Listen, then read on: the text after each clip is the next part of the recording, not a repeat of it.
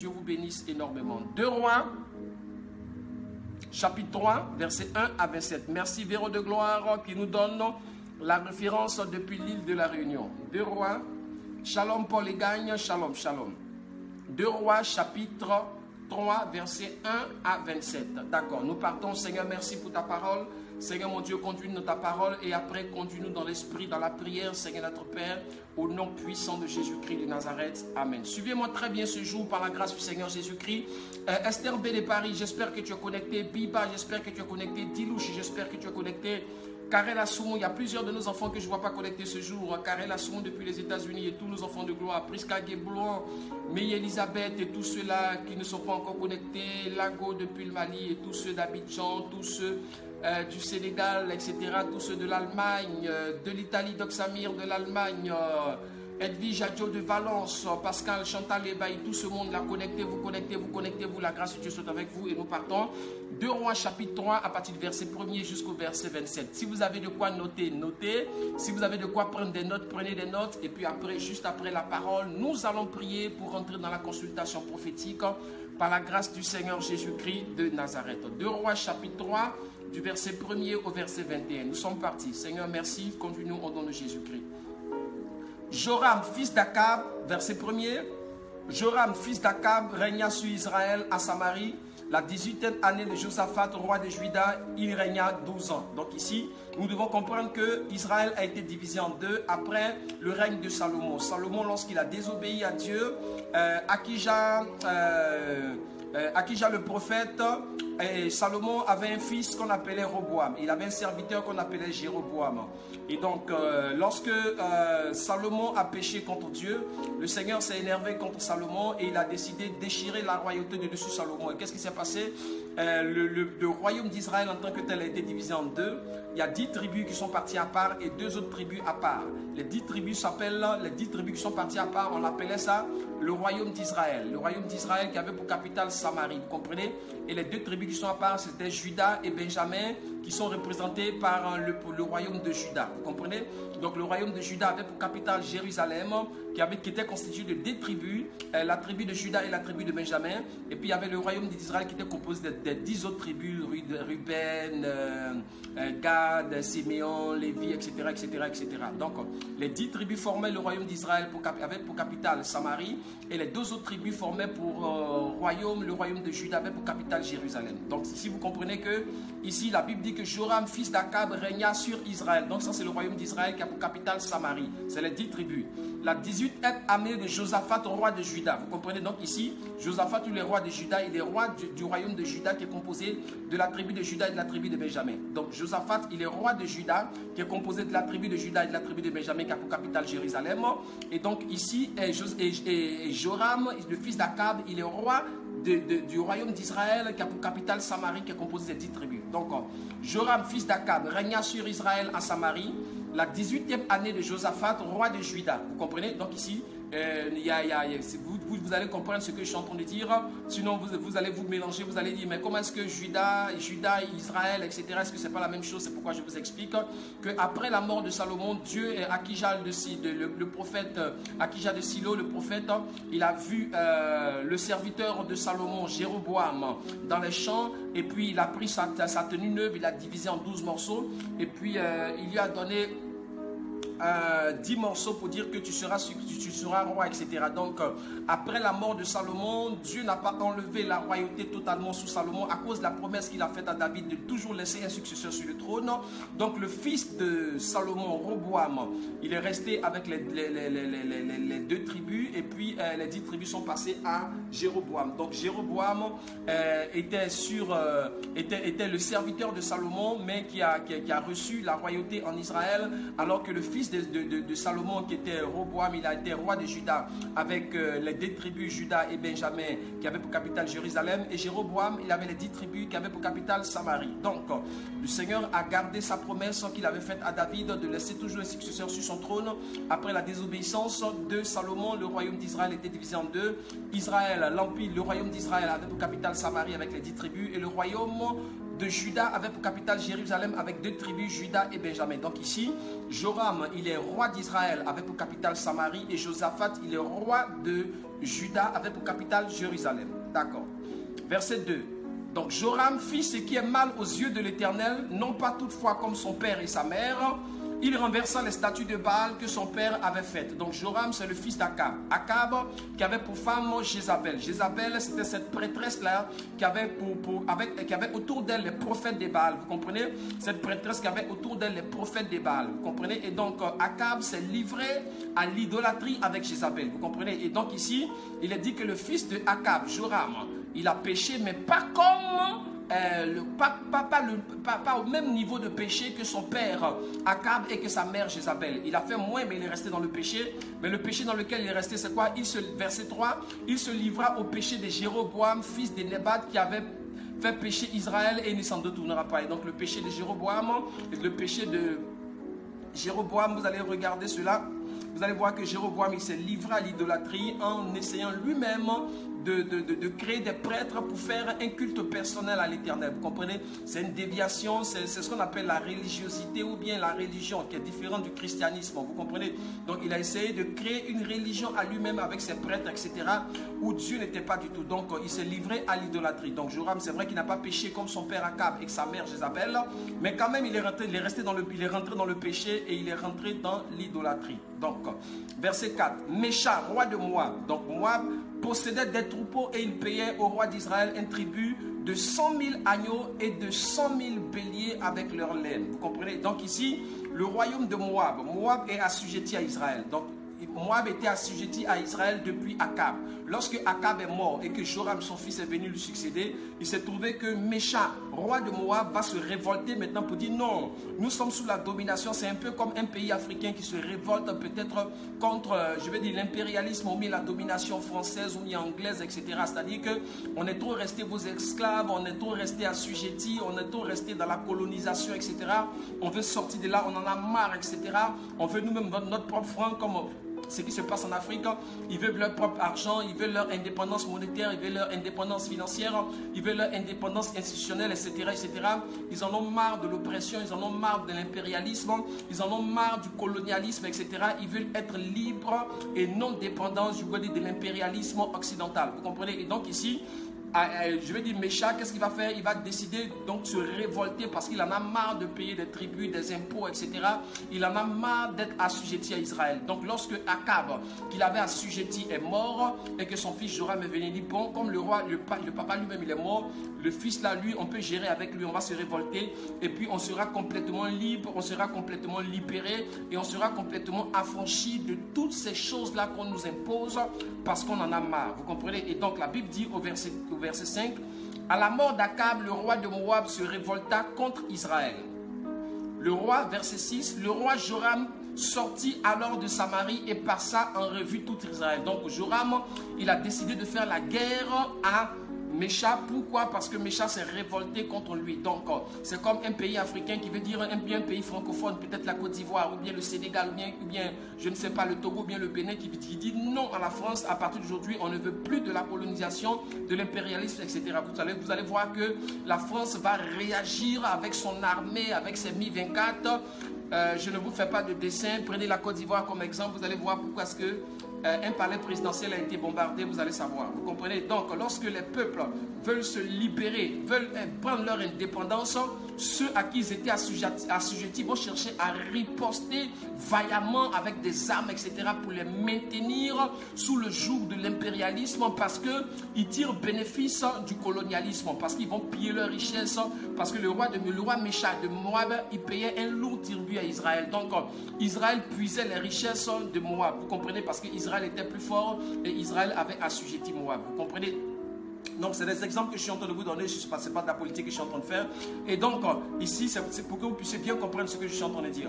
Et donc, ici, Moab décide de se révolter contre Israël pour ne plus être dépendant, pour ne plus payer de tribut, pour ne plus subir le colonialisme, pour ne plus subir la pression d'Israël. Il va décider de se révolter. Donc qu'est-ce que Joram va faire? Joram va dire, ah bon, donc tu ne veux plus nous payer des tribus, tu veux prendre ton indépendance, tu veux être libre. Donc tu veux échapper à notre domination. D'accord, on va voir qui est le plus fort. Donc qu'est-ce qu'il va faire? Joram va prendre toute l'armée d'Israël, va passer l'armée d'Israël en revue pour dire que ceux-là, on doit les combattre, ceux-là, on doit encore les assujettir, encore on va leur montrer que c'est nous les maîtres, que c'est nous les plus forts et qu'ils doivent se calmer parce que c'est nous qui faisons la loi ici. Vous comprenez? Donc la Bible dit que Joram sortit alors de Samarie et passa en revue tout Israël.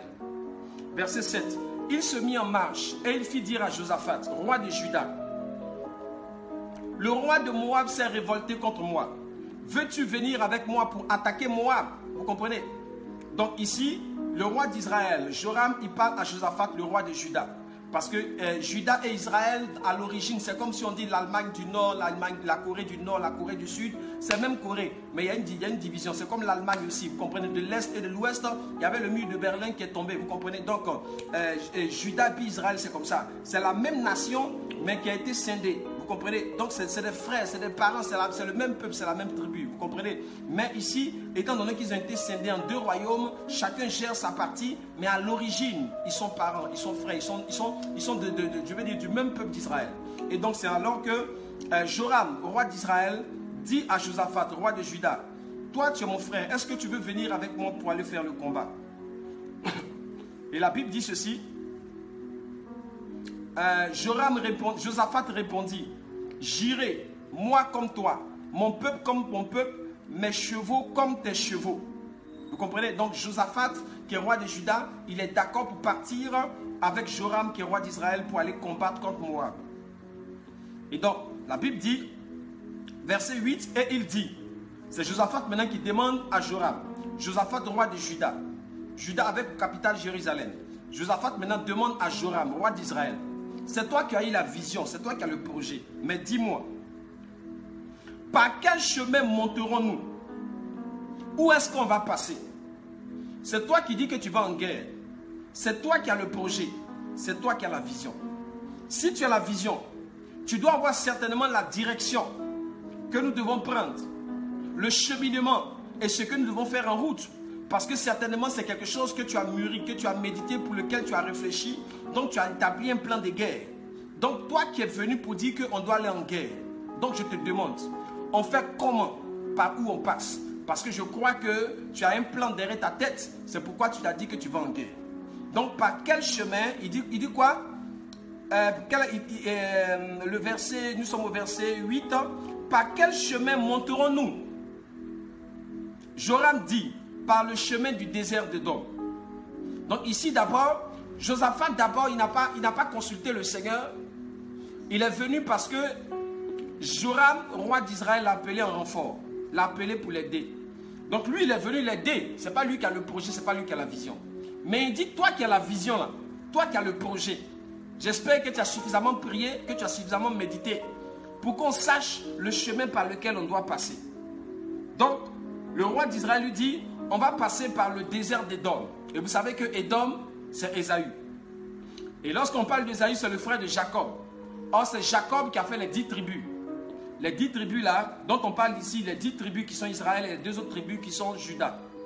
Donc ici, en passant par le chemin d'Édom, ils vont demander au roi d'Édom de s'associer à eux. C'est comme Jacob qui demande à Ésaü de venir avec lui pour marcher parce que Ésaü et Jacob, ils sont frères. Donc ici, nous sommes toujours dans la même logique où c'est les enfants d'une même patrie, d'un même peuple qui sont en train de se mettre ensemble contre leurs ennemis. Verset 9. Le roi d'Israël, 1. Le roi de Juda, 2. Et le roi d'Édom. C'est-à-dire que ça c'est Ésaü et Jacob même réunis. Ce n'est pas Ésaü, c'est pas Ésaü simple, c'est Ésaü et Jacob réunis. Édom c'est Ésaü. Juda et Israël c'est Jacob. Vous comprenez? Donc c'est Ésaü et Jacob qui sont réunis, les fils d'Isaac. Partir et après une marche de 7 jours, ils manquèrent d'eau pour l'armée et pour les bêtes qui la suivirent. Au bout de 7 jours, au verset 9, ils n'ont plus d'eau. Au bout de 7 jours, l'eau manque. Or, vous savez que les chevaux boivent de l'eau, les brebis boivent de l'eau, les hommes même boivent de l'eau. Si en cours de chemin, vous manquez d'eau, c'est grillé, c'est foutu. Quelle que soit la nourriture que vous avez, vous ne pouvez pas la préparer sans eau. Et même si vous la mangez, il faille que vous buviez de l'eau pour que vous puissiez avoir étanché votre soif. Vous comprenez? Et puis, faciliter votre digestion. La Bible dit, au verset 9, que l'eau va les manquer. Verset 10. Alors, le roi d'Israël dit, hélas, l'Éternel a appelé ces 3 rois pour les livrer entre les mains de moi. Regardez, le roi d'Israël, Joram, c'est lui qui a dit d'abord, allons en guerre. Il n'a rien demandé à Dieu. Lui s'en va en guerre. Deuxièmement, on lui demande, mais tu vas aller en guerre là, tu veux qu'on vienne avec toi? Par quel chemin est-ce que tu veux qu'on passe? C'est lui-même qui s'élève encore. On va passer par le désert d'Édom. Il n'a rien demandé à Dieu. C'est lui-même qui dit encore. Troisièmement, ils arrivent dans un endroit. Et dans l'endroit où ils sont arrivés, l'eau a manqué. Et c'est lui qui dit encore que on est venu ici là. C'est Dieu qui nous a envoyés ici expressément. Il nous a piégés pour nous faire mourir nous tous. Vous comprenez? Donc là, Josaphat va voir que lui là, ce n'est pas un homme crédible.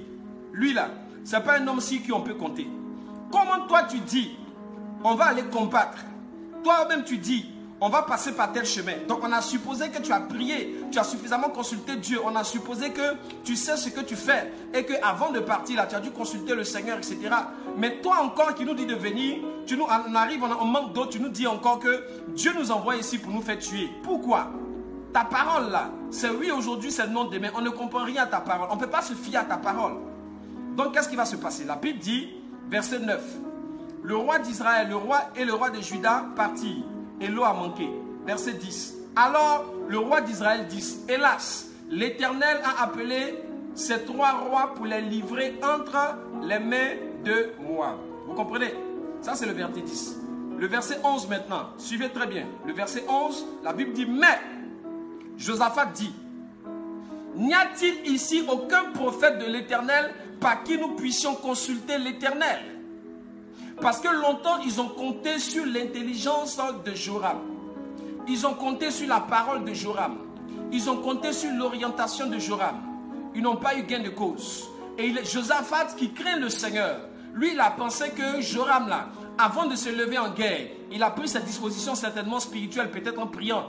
Avant de dire, on va passer par le chemin de Dom. Peut-être certainement qu'il a prié pour dire que, pour voir que c'est par ce chemin, on va passer pour avoir la victoire. Et donc, lorsqu'ils arrivent maintenant à cet endroit et que l'armée manque d'eau, il dit le même qui prétend qu'on doit aller en guerre, il dit, mais Dieu nous envoie ici pour nous faire mourir. Il dit, mais écoute, ta parole là, c'est mi-figue, mi-raisin, on ne comprend rien. On a longtemps compté sur ton intelligence. On a longtemps compté sur ta pensée. On a longtemps compté sur ta parole. Maintenant là, nous on veut consulter l'Éternel pour savoir si Dieu est avec nous ou pas. Et quel est le chemin par lequel on doit passer pour remporter la victoire ou bien pour retourner chez nous. Ou bien qu'est-ce qui va se passer. On en a marre de compter avec l'opinion des hommes. On en a marre de compter avec la pensée des hommes. On en a marre de compter avec l'intelligence des hommes. On va consulter le Seigneur. C'est pourquoi, bien-aimés, quel que soit ce que vous voulez faire, quel que soit votre besoin, quelle que soit la place dans laquelle vous vous situez, la première chose c'est de consulter Dieu, bien-aimé. La Bible dit en Ésaïe chapitre 30, les versets 1er et 2, bien-aimé, malheur aux enfants rebelles qui prennent des résolutions sans moi et qui contractent des alliances sans ma volonté. Le Seigneur dit, les enfants rebelles, c'est qui? Ésaïe chapitre 30, verset 1 à 2. Les enfants rebelles, c'est les enfants qui contractent, c'est-à-dire qui prennent des résolutions sans Dieu. C'est-à-dire qui prennent des décisions, des engagements sans Dieu et qui contractent des alliances sans la volonté de Dieu. Des personnes qui s'engagent quelque part sans que Dieu ne les ait envoyés. Qui s'engagent dans quelque chose sans que Dieu ne leur ait permis de s'y engager. Des personnes qui prennent des résolutions, qui font des alliances sans que Dieu ne soit au courant et sans que Dieu n'ait cautionné, bien aimé. Le Seigneur dit, ce sont des enfants rebelles. C'est pourquoi avant de t'engager dans quelque chose, bien aimé, prends le temps de consulter l'Éternel. Avant de rentrer dans une alliance dans une affaire avec quelqu'un, une alliance dans un mariage avec quelqu'un, une alliance dans un projet avec quelqu'un, prends le soin et prends le temps de consulter l'Éternel. Parce que les projets, vous comprenez, telle voie paraît droite à un homme, mais son issue c'est la voie de la mort, bien aimé. Et Proverbe 16:1 dit que les projets que forme le cœur dépendent de l'homme, mais la réponse que donne la bouche vient de l'Éternel. l'éternel. Ce qui va s'accomplir, c'est la volonté de l'éternel. C'est pourquoi il est important, dans tout ce que vous voulez faire, de commencer par consulter Dieu, de commencer par prier, de chercher la voix de Dieu, de chercher l'orientation de Dieu, de chercher la direction de Dieu, de chercher la pensée de Dieu, bien-aimé. Dans tout ce que vous voulez faire, vous voulez prendre comme décision, dans toute alliance dans laquelle vous voulez rentrer. Lorsque je parle d'alliance, bien-aimé, je parle de contrat. Ça peut être dans les affaires, ça peut être dans le voyage, ça peut être dans le mariage avec quelqu'un, bien-aimé. Rentrez toujours dans la pensée de Dieu avant de vous décider en quoi que ce soit, bien-aimé. Et dans la pensée de Dieu, la Bible dit en Romains chapitre 12 verset 2, ne vous conformez pas au siècle présent. C'est-à-dire, ne réfléchissez pas comme tout le monde, ne pensez pas comme tout le monde, n'agissez pas comme tout le monde, mais soyez transformés par le renouvellement de l'intelligence. Au lieu de vous borner à rester là, à réfléchir simplement comme des hommes, des humains charnels, il dit soyez transformés par le renouvellement de l'intelligence. Soyez transformés par la pensée de Dieu, par la parole de Dieu. Lorsque vous êtes transformés par l'Esprit de Dieu, par la pensée de Dieu, par la parole de Dieu, vous allez discerner maintenant quelle est la volonté de Dieu. Et dans la volonté de Dieu, il y a trois dimensions. Il y a ce qui est bon, ce qui est agréable et ce qui est parfait. Dans la volonté de Dieu, il y a trois dimensions. Ce qui est bon, ce qui est agréable, ce qui est parfait. Si je prends par exemple dans le cas du mariage, le Seigneur dit, il n'est pas bon que l'homme soit seul. Donc il est bon que l'homme se marie. Ça c'est la première dimension du mariage. Il est bon que l'homme se marie. Donc quand tu te maries, c'est bon, c'est une bonne chose. Tu n'as pas fait une mauvaise chose. Ce qui est bon, agréable. Ce qui est agréable, comme l'apôtre Paul dit, il dit mariez-vous, mais mariez-vous dans le Seigneur. Donc ce qui est bon, c'est que tu te maries, mais ce qui est agréable, c'est que tu ne te maries pas à un païen, toi chrétienne, et que tu ne te maries pas à une païenne, toi chrétien, mais que tu te maries dans le Seigneur, à un enfant de Dieu, un chrétien comme toi, pour que vous ayez le même père et le même beau-père, spirituellement parlant. Vous comprenez? D'accord, parce que si tu maries une femme du diable, tu auras pour beau-père le diable, et donc ton beau-père aura le droit de venir vous visiter chez vous à la maison. C'est très important. Donc, la première chose, c'est ce qui est bon. Ce qui est bon, c'est de se marier. Ce qui est agréable, c'est de se marier dans le Seigneur. Maintenant, ce qui est parfait, lorsque tu t'es marié, c'est bon. Lorsque tu t'es marié dans le Seigneur, c'est agréable. Mais lorsque tu te maries à la personne que Dieu a réservée pour toi, là, c'est parfait. Parce que dans l'église, toutes les femmes ne sont pas tes femmes. Dans l'église, tous les hommes ne sont pas tes maris. Il y a quelqu'un de bien précis que Dieu a disposé pour toi. Ne prends pas n'importe qui pour te marier et ne te marie pas n'importe comment. Parce que tu sais, la femme qui est devant toi, si tu es un homme, c'est la cote qui te manque là. C'est elle qui est devant toi. Vous comprenez? C'est comme vous prenez par exemple une pièce de Peugeot, vous voulez l'adapter à une BMW, à une Mercedes. Ça ne marchera pas. Vous comprenez? Donc les femmes qui sont devant toi là, c'est plusieurs pièces. Mais parmi les femmes là, il y a une pièce qui a été enlevée de ta voiture qui correspond exactement à l'endroit, le niveau de la cote où la cote est sortie, qui correspond exactement. C'est la forme, c'est la dimension. Toutes les cotes n'ont pas la même mesure. Toutes les cotes n'ont pas la même dimension. Donc, la mesure de la cote qui est sortie là, la cote là doit venir boucher le tout, pas pour souder, pas pour s'adapter, mais pour être complètement à l'endroit où la côte l'a quitté, qu'elle revienne à son endroit, qu'elle revienne à sa place. C'est-à-dire que c'est la personne parfaite que Dieu a disposée pour toi afin que tu sois heureux, que tu sois heureuse. Parce que la personne qui est devant toi, vous serez un. Ça veut dire quoi? Ça veut dire que vous serez complémentaires. Dieu a mis en cette personne-là ce qui manque en toi, ce qui n'est pas en toi là. Pour que tu sois complet, se trouve dans cette personne qui est devant toi. Tu comprends? C'est pourquoi on ne se marie pas à tout le monde, on ne se marie pas n'importe comment, bien aimé. Parce que ce qui te manque, ce que tu n'as pas, Dieu a mis ça dans la vie de la personne qui est devant toi afin que vous soyez complémentaires et complets, afin que tu sois complet, que tu sois parfait. Ce qui te manque sera en elle. Et ça sera la personne idéale que Dieu a mis sur ton chemin afin que, de par votre association, vous soyez, comment je vais dire ça, un couple idéal pour la gloire du Seigneur. Et devant même, quand bien même il y aurait des difficultés, le Seigneur serait avec vous pour vous booster. Vous comprenez?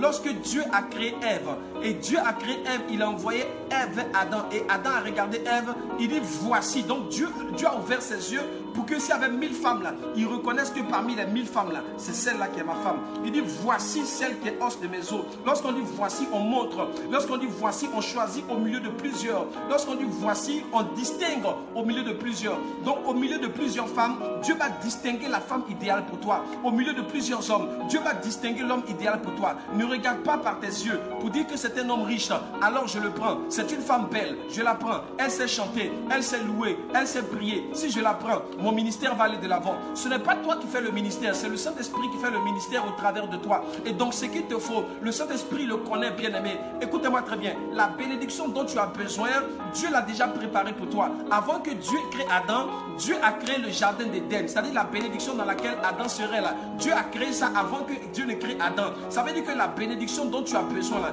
Dieu sait et Dieu a préparé ça. Ce n'est pas ton intelligence qui va montrer ça à Dieu. Ce n'est pas ton discernement qui va montrer ça à Dieu. Ce ne sont pas tes yeux qui vont montrer ça à Dieu. Pour dire ça, c'est la femme qu'il me faut parce qu'elle chante bien. C'est la femme qu'il me faut parce que son papa est pasteur. C'est la femme qu'il me faut parce qu'elle sait prêcher. C'est la femme qu'il me faut parce que je sens qu'elle a un don de délivrance. Non, bien-aimé, tu vas te tromper royalement et puis tu vas te mordre les doigts plus tard. Parce que lorsque Josué a fait alliance avec Gabaon, sans demander à Dieu, bien-aimé, il a payé sa cache.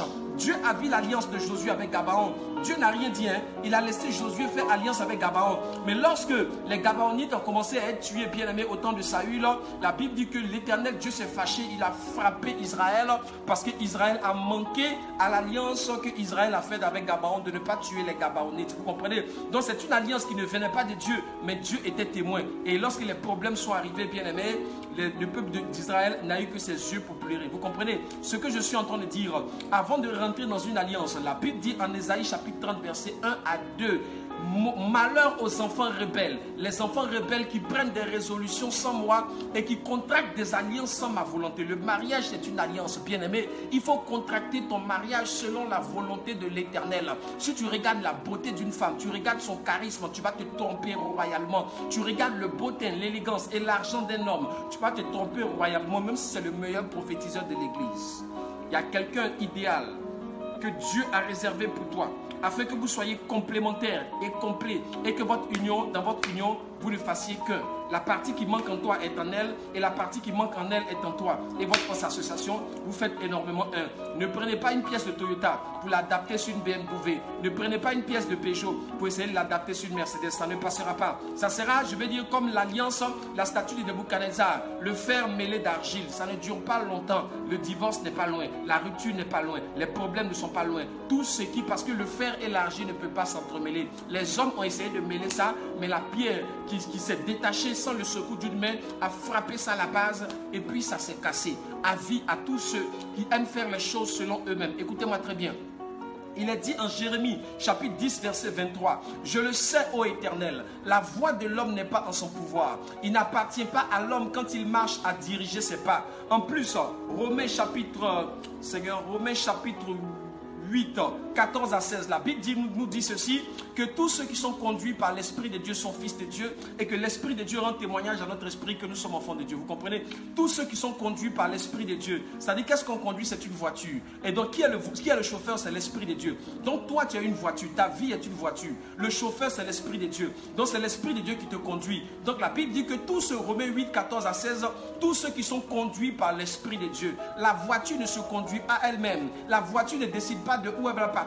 La voiture ne décide pas ce qu'elle va faire. Elle va dire non, aujourd'hui là, moi je vais en Grande-Bretagne. Non, aujourd'hui je ne vais pas à Valence, je vais à Bordeaux. La voiture n'a rien à dire. C'est le conducteur là qui la tourne à gauche et la voiture doit tourner à gauche, qui la tourne à droite et la voiture doit tourner à droite. La Bible dit tous ceux qui sont conduits par l'Esprit de Dieu sont fils de Dieu. Le chauffeur là, c'est le Saint-Esprit. La voiture c'est toi. Le Saint-Esprit te mène à gauche, tu dois aller à gauche. Le Saint-Esprit te mène à droite, tu dois aller à droite. Il te dirige devant, tu vas devant. S'il dit arrête-toi, tu t'arrêtes. S'il dit fais marche arrière, tu fais marche arrière. Ta volonté n'a plus le droit d'être. Tes désirs, tes émotions, tout ça est mort. Selon Galates chapitre 2 verset 20, l'apôtre Paul dit, j'ai été crucifié avec Christ.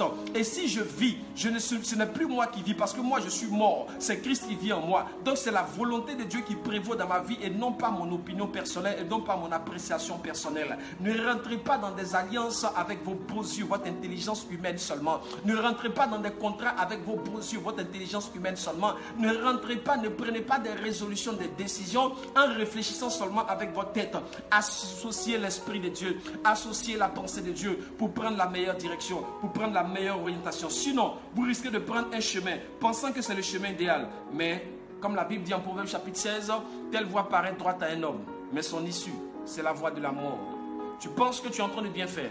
Tu penses que tu fais un bon choix. Tu penses que tu es au top. Tu penses que ton choix c'est le meilleur, bien aimé. Et tu es en train de te réjouir. Mais bien aimé, sache ceci.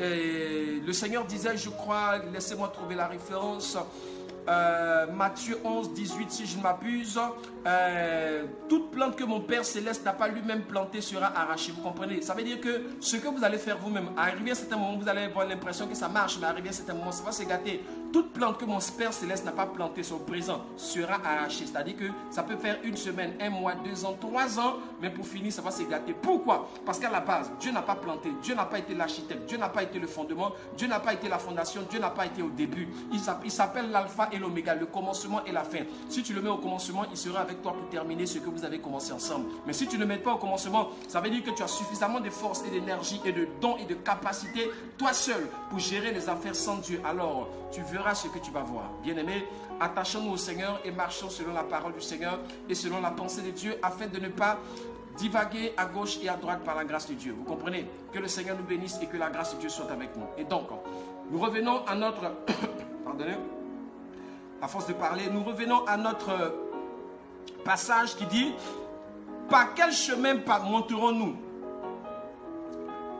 Et donc, le verset 12 dit, et Josaphat dit, nous revenons au verset 11. Mais Josaphat dit, n'y a-t-il ici aucun prophète de l'Éternel par qui nous puissions consulter l'Éternel? Voici quelqu'un qui est réfléchi. Voici quelqu'un qui est sensé. Voici quelqu'un, lorsqu'il est devant une difficulté. Merci, merveille de Dieu. Matthieu 15, 13. D'accord. Je sais que c'était le verset 13. J'hésitais au niveau du chapitre. Merci beaucoup, merveille de Dieu. Et donc, c'est que tu nous suis très bien. Dieu te bénisse. Et je crois que merveille de Dieu nous a dit qu'elle nous suit depuis la France. D'accord. Avec tous ceux qui sont en France, Dieu vous bénisse. Donc, ici, nous revenons pour dire quoi? Pour dire ceci, que Josaphat dit, verset 11. Mais Josaphat dit, n'y a-t-il ici aucun prophète de l'Éternel par qui nous puissions consulter l'Éternel? Toi, Joram, on t'a écouté. Tu dis on n'a qu'à aller en guerre, on n'a rien dit. Tu dis on n'a qu'à passer par le chemin du désert, on n'a rien dit. On arrive ici, tu dis maintenant Dieu nous envoie ici pour nous tuer. Nous, on ne te comprend pas ton affaire.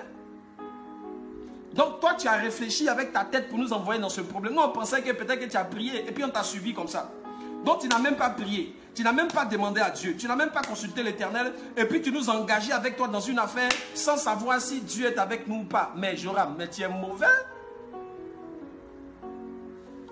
Donc Josaphat dit, je suis en train de paraphraser selon notre langage. N'y a-t-il ici aucun prophète de l'Éternel par qui nous puissions consulter l'Éternel? C'est pourquoi il est important de consulter Dieu. Quand vous voulez vous engager dans quelque chose, il est important de consulter Dieu. Quand vous voulez rentrer dans quelque chose, il est important de consulter Dieu. Quand vous voulez prendre une décision, il est important de consulter Dieu. Quand vous voulez vous engager dans quelque chose, il est important de consulter Dieu. Quand vous voulez rentrer dans une alliance, n'y a-t-il ici aucun prophète de l'Éternel par lequel nous puissions consulter l'Éternel? C'est pourquoi ces consultations prophétiques que nous faisons, bien aimés, ce n'est pas du maraboutage ni de la divination. Non.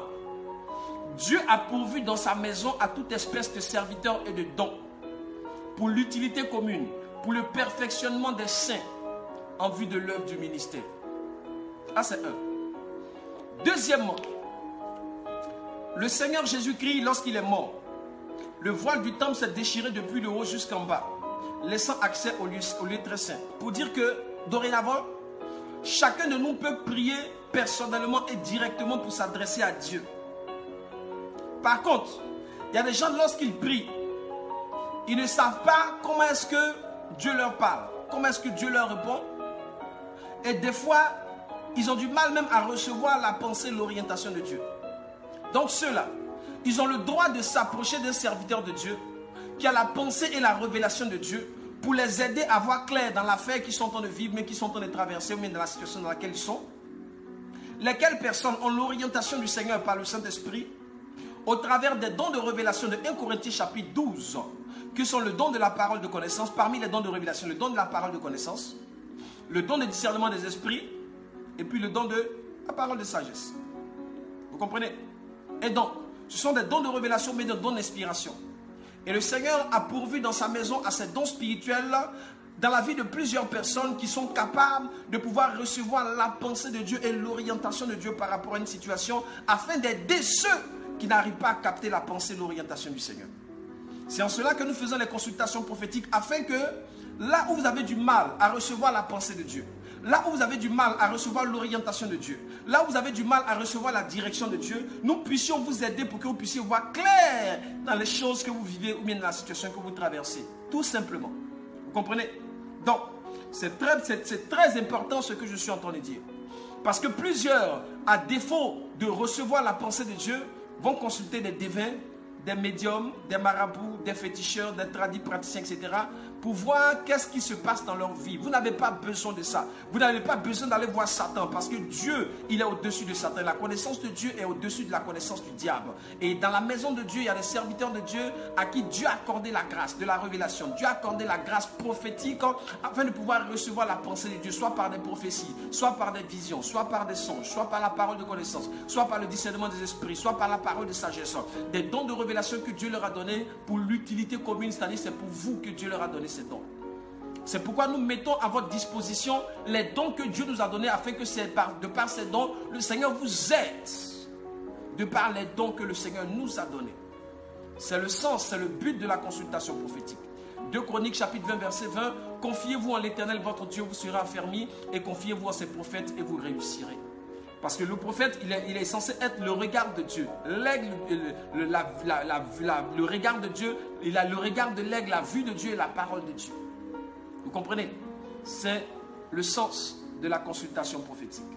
Que Dieu nous bénisse. Donc nous poursuivons. Donc Josaphat dit, verset 11, n'y a-t-il ici aucun prophète de l'Éternel par qui nous puissions consulter l'Éternel? L'un des serviteurs du roi d'Israël répondit, il y a ici Élisée, fils de Shaphat, qui versait l'eau sur les mains d'Élie. Élisée versait l'eau sur les mains d'Élie. Avant qu'Élisée ne soit Élisée, Élisée versait l'eau sur les mains d'Élie. Et puis un jour, il est devenu Élisée. Mais toi, tu veux devenir Élisée sans verser l'eau sur les mains d'Élie. Qu'est-ce que je suis en train de dire? Je suis en train de dire qu'avant que tu ne sois ce que tu es, il faille que tu apprennes d'abord à servir pour qu'on te serve. Il faille que tu apprennes à obéir pour qu'on t'obéisse demain. Il faut que tu apprennes à te soumettre toi-même pour qu'on te soit soumis demain. Il faille que tu apprennes ce que tu dois faire pour l'être demain. On ne devient pas bishop un coup, on passe quelque part. On ne devient pas révérend un coup, on passe quelque part. On ne devient pas prophète comme ça un coup, on passe quelque part. Non. Élisée là, il a versé l'eau sur les mains d'Élie d'abord. Il a servi Élie. Il s'est humilié à côté d'Élie. Il a servi Élie. Il était auprès d'Élie pour apprendre et pour le servir. Jusqu'à ce qu'un jour il soit Élisée.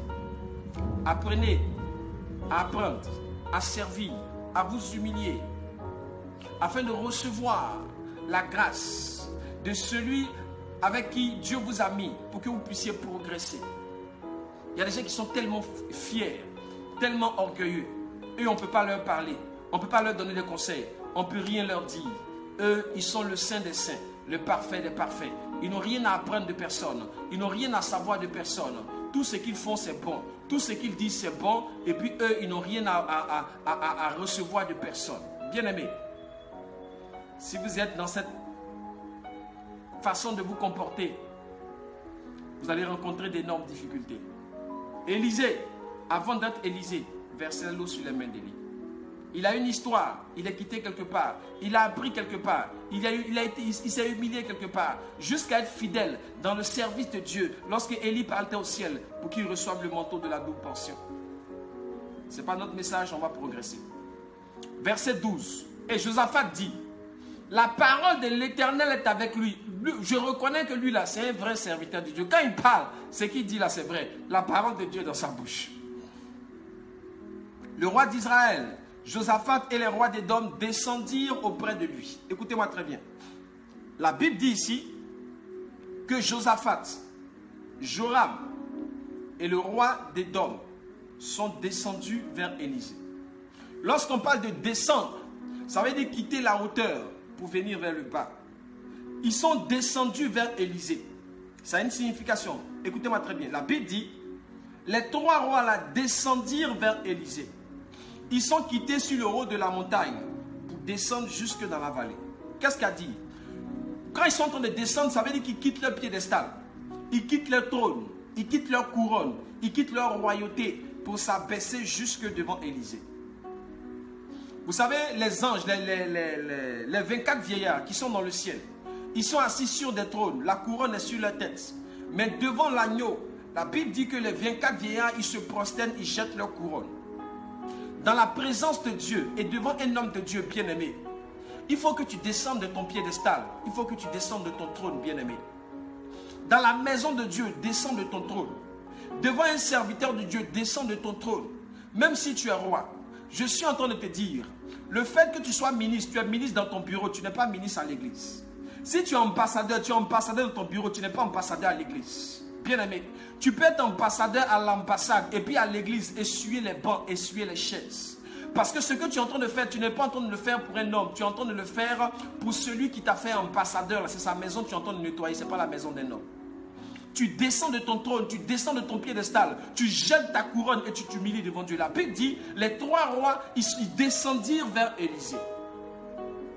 Le verbe descendre, ça veut dire quitter une position élevée pour venir vers une position basse. C'est le fait de s'humilier, c'est le fait de se soumettre. Vous comprenez? Et donc la Bible dit que les trois rois sont descendus vers Élysée. Devant un homme de Dieu, descends de ton trône. Dans la maison de Dieu, descends de ton piédestal. Je suis PDG. Tu es PDG pour toi et pour tes employés. Tu n'es pas PDG à l'église. À l'église, on s'en fout de ton PDG. À l'église, c'est Jésus-Christ qui est le maître. C'est Jésus-Christ qui est le roi. Et c'est Jésus-Christ qui t'a fait PDG. Et puis si Jésus n'est pas d'accord, il va t'enlever PDG. Il va mettre peut-être ton dernier employé à ta place. Parce que c'est lui qui fait et qui défait les rois. Donc devant lui, tu t'abaisses, tu te prosternes. Même s'il faut laver les latrines, essuyer les bancs, essuyer les chaises, balayer l'église, diriger, faire quoi que ce soit, arranger le groupe, arranger les instruments du groupe musical. Tu n'es pas en train de travailler pour un homme. Tu n'es pas en train de travailler pour le pasteur. Tu n'es pas en train de travailler pour le diacre. Tu n'es pas en train de travailler peut-être pour la prophétesse. Tu es en train de travailler pour Dieu qui t'a fait président. Parce qu'il peut t'enlever demain matin s'il ne veut plus que tu sois président. Tu es en train de travailler pour Dieu qui t'a fait ambassadeur. Parce qu'il peut t'enlever ambassadeur s'il n'est plus d'accord. Tu es en train de travailler pour Dieu qui t'a fait PDG. Il peut t'enlever PDG s'il n'est plus d'accord. Bien aimé, tu es en train de travailler pour Dieu. C'est pourquoi devant un serviteur de Dieu ou bien dans la maison de Dieu, il faut descendre de ton piédestal. Parce que là, tu es en mauvaise porture si tu veux rester. Parce qu'il y a pas, deux rois ne peuvent pas cohabiter ensemble, bien aimé. Ou bien c'est Dieu qui est le roi, ou bien c'est toi. Ou bien c'est Dieu qui est assis sur son trône, ou bien c'est toi, bien aimé. Si Dieu est sur son trône, quand tu arrives dans la maison de Dieu, devant le trône de Dieu, toi tu descends de ton trône et tu t'humilies devant Dieu. La Bible dit, les trois rois descendirent vers Élysée. Le verbe descendre, ça veut dire quitter une position élevée pour aller dans une position basse, s'humilier, se prosterner, venir en bas d'eux. Vous comprenez? Ils sont descendus, bien-aimés. C'est pourquoi dans la maison de Dieu, descends de ton piédestal. Devant un serviteur de Dieu, ne dis pas non. Dites au pasteur de venir me voir là, parce que c'est moi le directeur de l'entreprise. Bien-aimé, tu es en train de jouer avec le feu, tu es en train de jouer avec ta vie, bien-aimé. Un serviteur de Dieu, même s'il a 5 ans, un serviteur, écoutez-moi bien, l'ambassadeur dans un pays, on s'en fout de son âge. L'ambassadeur dans un pays, même s'il a 2 ans, il est ambassadeur. Si tu lui manques de respect parce qu'il a 2 ans, bien-aimé, tu n'as pas manqué de respect à un homme. Tu as manqué de respect au président de la République qu'il a envoyé et tu as manqué de respect à l'État qu'il a fait ambassadeur. Ce n'est pas un homme bien-aimé. C'est pourquoi quand tu manques de respect à un homme de Dieu, tu as manqué de respect au royaume des cieux et tu as manqué de respect à Dieu qui l'a fait ambassadeur, bien-aimé. C'est pourquoi devant un homme de Dieu, descends de ton trône. Dans la maison de Dieu, descends de ton trône, bien-aimé. Qui que tu sois, aie du respect pour un homme de Dieu, aie du respect pour un serviteur de Dieu, aie du respect pour une servante de Dieu, bien-aimé. Même si tu as des milliards dans ton compte bancaire, le Dieu que la servante de Dieu sert, le Dieu que le serviteur de Dieu sert, c'est ce Dieu-là qui t'a donné d'avoir des milliards dans ton compte bancaire. Si tu manques de respect à son ambassadeur, il peut te faire descendre même pire même que la condition dans laquelle Job a été, bien-aimé. Et puis du jour au lendemain, tu vas te retrouver sans rien, dans la pire des situations que tu n'as jamais imaginées. Parce que Dieu, c'est lui qui fait et qui défait le roi. L'élévation ne vient, ce n'est ni de l'Orient, Somme 75, ce n'est ni de l'Orient, ni de l'Occident, ni du désert que vient l'élévation. Mais Dieu est celui qui juge. Il abaisse l'un, il élève l'autre. L'élévation vient de Dieu. Le positionnement vient de Dieu. La couronne vient de Dieu. La prospérité vient de Dieu. La promotion vient de Dieu. La bénédiction réelle vient de l'Éternel. C'est pourquoi, lorsque tu rentres dans la maison de Dieu, bien-aimé, descends de ton trône et de ton piédestal. Il y a des gens qui sont à l'église parce que c'est toi le directeur. Alors, ils sont là, ils croisent les pieds et puis ils sont sur leur banc et puis ils sont en train de regarder le culte comme ça. Ils sont dans leur costume, etc. Et puis ils sont en train de suivre le culte. Hey, mon frère, ma soeur, c'est dans la maison de Dieu, toi tu croises tes bras, tu croises tes pieds. Dans la maison de Dieu, toi tu croises tes pieds. Et puis tu es en train de regarder ce que le pasteur est en train de faire. Tu es en train de regarder ce que la servante de Dieu est en train de faire. Dans la maison de Dieu, toi tu croises tes pieds. Est-ce que tu sais ce que tu es en train de faire, bien-aimé? Dans la maison de Dieu, là, il faut descendre de ton piédestal. Ce n'est pas ton bureau, ce n'est pas ton entreprise, ce n'est pas ta société, ce n'est pas la primature, ce n'est pas la présidence. C'est la maison du roi des rois. Celui qui t'a donné le souffle de vie, qui peut enlever ça dans tes narines et puis à l'instant même tu tombes mort. Celui qui t'a donné la position dans laquelle tu es. Et puis s'il n'est pas content, il t'enlève la seconde qui suit. Tu n'es plus rien jusqu'à la fin de tes jours, bien-aimé. Je suis en train de te dire de faire très attention devant le royaume, devant Dieu, devant le trône de Dieu, devant un homme de Dieu, bien-aimé. Descends de ton piédestal. Quelle que soit sa formation, quel que soit son âge, quel que soit son compte bancaire, quelle que soit sa forme, quel que soit ce qu'il est ou bien ce que la servante de Dieu est ou bien ce que le serviteur de Dieu est, bien-aimé, quelles que soient tes richesses, devant un homme de Dieu, descends de ton piédestal. Le respect pour un serviteur de Dieu, la crainte de Dieu au travers de son serviteur. Bien-aimé, la façon de savoir, il faut faire très attention. Écoute-moi bien. Un homme de Dieu peut prier, tu vas devenir président. Un homme de Dieu peut prier, tu ne seras plus président, bien-aimé. C'est Samuel qui a fait que Saül était roi, bien-aimé. Et c'est Samuel qui était en train d'intercéder pour que Dieu laisse Saül. Dieu a dit non. Vous comprenez? Donc, les Samuel là, c'est des hommes de Dieu qui peuvent faire de toi un président. Et puis si tu déconnes, Dieu va te sauter. Écoute-moi très bien. Devant un homme de Dieu, devant une servante de Dieu, devant un serviteur de Dieu, descends de ton trône. Descends de ton piédestal, descends de ton siège. La Bible dit, les trois rois là, ils descendirent vers Élysée. Faites très attention. Un homme de Dieu, la maison de Dieu, c'est comme un couteau à double tranchant. Le couteau à double tranchant là, ça peut t'aider à faire ta cuisine pour que tu manges. Mais en même temps, le dessus peut blesser ton doigt. Il faut savoir le manipuler, il faut savoir le manier, bien-aimé. Il y a des enfants qui se moquaient d'Élysée, ils montaient, bien-aimé. Monte le chauve, monte à Bethel, monte le chauve. Élisée a proclamé une parole. Des animaux féroces sont venus les tuer. Écoutez, un homme de Dieu, vous jouez avec votre vie. Un serviteur de Dieu, une servante de Dieu, c'est l'ambassadeur de Christ. L'ambassadeur, là, quelle que soit sa taille, quelle que soit sa forme, quel que soit son âge. Il y a des gens qui disent, c'est parce que tu es pasteur, sinon tu es mon petit frère. C'est parce que tu es pasteur, sinon tu es ma petite soeur. C'est parce que toi tu es serviteur de Dieu, sinon tu es un enfant. Écoutez-moi bien. Même si le président Macron, en France, Macron, vous savez combien de personnes qui sont plus vieux que Macron? Les gens qui sont plus vieux que Macron, en France, vous les connaissez? Mais ils appellent Macron comment? Monsieur le président. C'est dans leur chambre, ils se cachent pour dire ce jeune homme-là. Mais quand ils sortent là, ils disent Monsieur le président. On s'en fout si tu es plus âgé que Macron. Le président là, c'est Macron. Vous comprenez? Donc, quel que soit son âge, c'est le président de la République et tu lui dois respect. Sinon, les institutions juridiques ou bien judiciaires vont se mettre en branle contre toi. Tout de suite, on va t'enfermer quelque part. Pourquoi? Parce que c'est outrage à un magistrat. Tu as manqué de respect au premier magistrat de la nation. Quel que soit son âge, tu t'abaisses. C'est pourquoi les trois rois d'Édom, de Juda et d'Israël, la Bible dit, ils descendirent vers Élysée. Ils sont descendus de leur trône. Ils sont descendus de leur piédestal. Ils ont jeté leur couronne. Les 24 vieillards devant le trône de Dieu, ils ont leur couronne, ils sont sur des trônes. Mais devant l'agneau, la Bible dit que les 24 vieillards, ils jettent leur couronne et puis se prosternent. Parce que quand l'agneau n'est pas là, ils sont sur leur trône. Ça dit que quand tu es au travail, tu es sur ton trône. Mais quand tu arrives à l'église, dans la présence de Dieu, mais devant l'homme de Dieu, la bien-aimée, tu te prosternes et puis tu jettes ta couronne. Ça dit que là c'est Jésus-Christ qui règne. Ce n'est pas ton travail, ce n'est pas ton ambassade, ce n'est pas ta primature, ce n'est pas ta présidence. C'est Jésus qui est le chef. Et le Jésus qui est le chef, c'est lui qui t'a donné le souffle de vie. S'il n'est pas d'accord, il te l'enlève. C'est lui qui t'a mis à ta position. S'il n'est pas d'accord, il te l'enlève. C'est pourquoi fais très attention lorsque tu mets ton pied dans la maison de Dieu et fais très attention quand tu te comportes envers un homme de Dieu. C'est pourquoi j'ai peur pour plusieurs personnes qui prennent les noms des hommes de Dieu ici.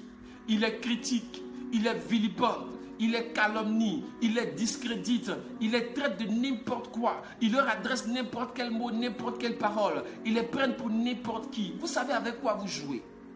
Est-ce que vous savez avec quoi vous jouez? Essayez de toucher l'ambassade et l'ambassadeur d'un pays, dans votre pays. C'est dans votre propre pays, hein, mais essayez de toucher une ambassade ou bien l'ambassadeur. Vous allez savoir ce que c'est. Ce n'est pas un homme qui va se lever, c'est le chef de l'État et tout son gouvernement et tout le pays qu'il a envoyé là. C'est lui qui, c'est ce pays-là, le chef de l'État, tout le gouvernement, c'est eux qui vont se lever contre vous. Parce que l'ambassadeur, il n'est pas venu en son nom, il est venu au nom de celui qui l'a envoyé, la nation qui l'a envoyé. C'est pourquoi, deux fois, quand vous rentrez dans une ambassade, quand vous fuyez, quand vous rentrez dans une ambassade, ceux qui vous poursuivent là, ils n'ont plus le droit de franchir le portail. Même si c'est un portail en bois. Parce que quand ils franchissent le portail de l'ambassade, ils ne sont plus dans leur pays. Ils sont dans un pays étranger. Et l'ambassade là ne dépend pas du président du pays dans lequel c'est. L'ambassade dépend du pays qu'il a envoyé. C'est pourquoi faites très attention.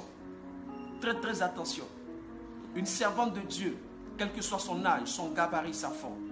Un serviteur de Dieu, quel que soit son âge, sa gabarit, sa forme. Faites très attention. Ne jouez pas avec, sinon vous jouez avec le feu. Le feu là, ça brûle. Et la Bible dit que ces trois rois là, qu'est-ce qu'ils ont fait? Ils descendirent vers Élysée. D'accord. Nous poursuivons. Nous étions au verset 11. Nous sommes maintenant au verset 12 qui dit qu'ils sont descendus vers Élysée. Verset 13. Élysée dit au roi d'Israël, qu'y a-t-il entre moi et toi? Va vers les prophètes de ton père et vers les prophètes de ta mère.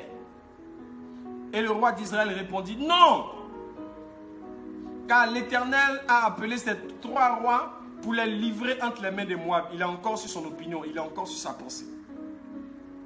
Élysée dit, l'Éternel des armées dont je suis le serviteur. Vous avez, regardez comment Élysée parle. Il ne dit pas moi Élysée, hein. Il dit l'Éternel des armées dont moi je suis le serviteur. C'est-à-dire que je ne viens pas à mon nom, je viens au nom de quelqu'un qui s'appelle l'Éternel des armées. Il est vivant. Si je n'avais égard à Josaphat, roi de Juda, je ne ferai aucune attention à toi et je ne te regarderai pas. Tu es idolâtre comme ton père et ta mère. Heureusement que tu as à côté de toi quelqu'un qui s'appelle Josaphat. À ce niveau, je vais te poser une question. Avec qui marches-tu? Avec Jonas ou avec Josaphat? Jonas, il y avait une malédiction derrière lui. Il y avait la colère de Dieu. Il est monté dans le bateau. Il a failli faire tuer tous ceux qui étaient dans le bateau à cause de sa présence avec eux. Josaphat, c'était quelqu'un qui craignait Dieu. À cause de Josaphat, voici des gens qui sont libérés. Ce que je suis en train de dire, la personne avec qui tu marches, si c'est Jonas ou bien si c'est Josaphat, si tu marches avec quelqu'un qui a sur sa vie la colère de Dieu, des malédictions et qui draine derrière lui beaucoup de négativité, bien aimé, dans ta communion et dans ta communication avec lui, tu risques d'être affecté. Comme les gens qui étaient dans le même bateau que Jonas. Mais si tu marches avec quelqu'un qui a la crainte de Dieu, bien aimé, qui a la bénédiction de Dieu sur sa vie, ça va t'impacter aussi. Quelle que soit la personne avec qui tu marches, Jonas ou bien Josaphat, tu vas en payer les conséquences. C'est pourquoi il faut trier tes compagnies. On ne marche pas avec tout le monde, on ne s'allie pas avec tout le monde, on ne fait pas chemin avec tout le monde. Il faut savoir avec qui tu marches. Tu marches avec Josaphat ou bien tu marches avec Jonas. Quelle que soit la personne avec qui tu marches, il y aura des conséquences. C'est pourquoi, avant de t'engager pour marcher avec quelqu'un, il faille que tu saches, spirituellement parlant, qu'est-ce qui le suit, qu'est-ce qui la suit, et il est qui, pour ne pas subir les conséquences avec elle. C'est pourquoi Paul a dit à Timothée, ne t'empresse pas d'imposer les mains aux gens de peur de participer à leur péché. Faites très attention. D'accord, ce n'est pas le sujet du jour. Une autre fois, peut-être qu'on pourra prêcher ça. Avec qui marches-tu, Josaphat ou Jonas? On en reviendra peut-être un autre jour. Et donc, nous allons là-bas. Verset 15. Maintenant, Élysée parle. Amenez-moi un joueur de harpe. Et comme le joueur de harpe jouait, la main de l'Éternel fut sur Élysée. Écoutez ce qui se passe. Élysée veut donner la directive. Élysée veut donner la direction selon l'Éternel. Mais avant de commencer à prophétiser, avant de commencer à dire ainsi par l'Éternel, Élysée dit, envoyez-moi un joueur de harpe. Le joueur de harpe va jouer peut-être un cantique de louange, ou bien un cantique d'adoration, ou bien un truc instrumental. Ça va inspirer Élysée. Élisée pourra prophétiser. Parce que la prophétie, c'est une inspiration. On dit in spirit, inspiration. Dans l'esprit. Je vais vous expliquer. Parce que par ta prière, il y a la prière, il y a la louange, il y a l'adoration.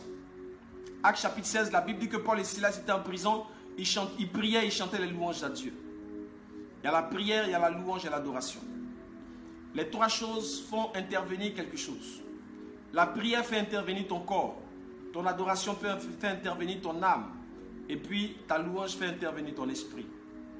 Je t'explique. Parce que par ta prière, tu parles à Dieu. Ça, c'est ton corps.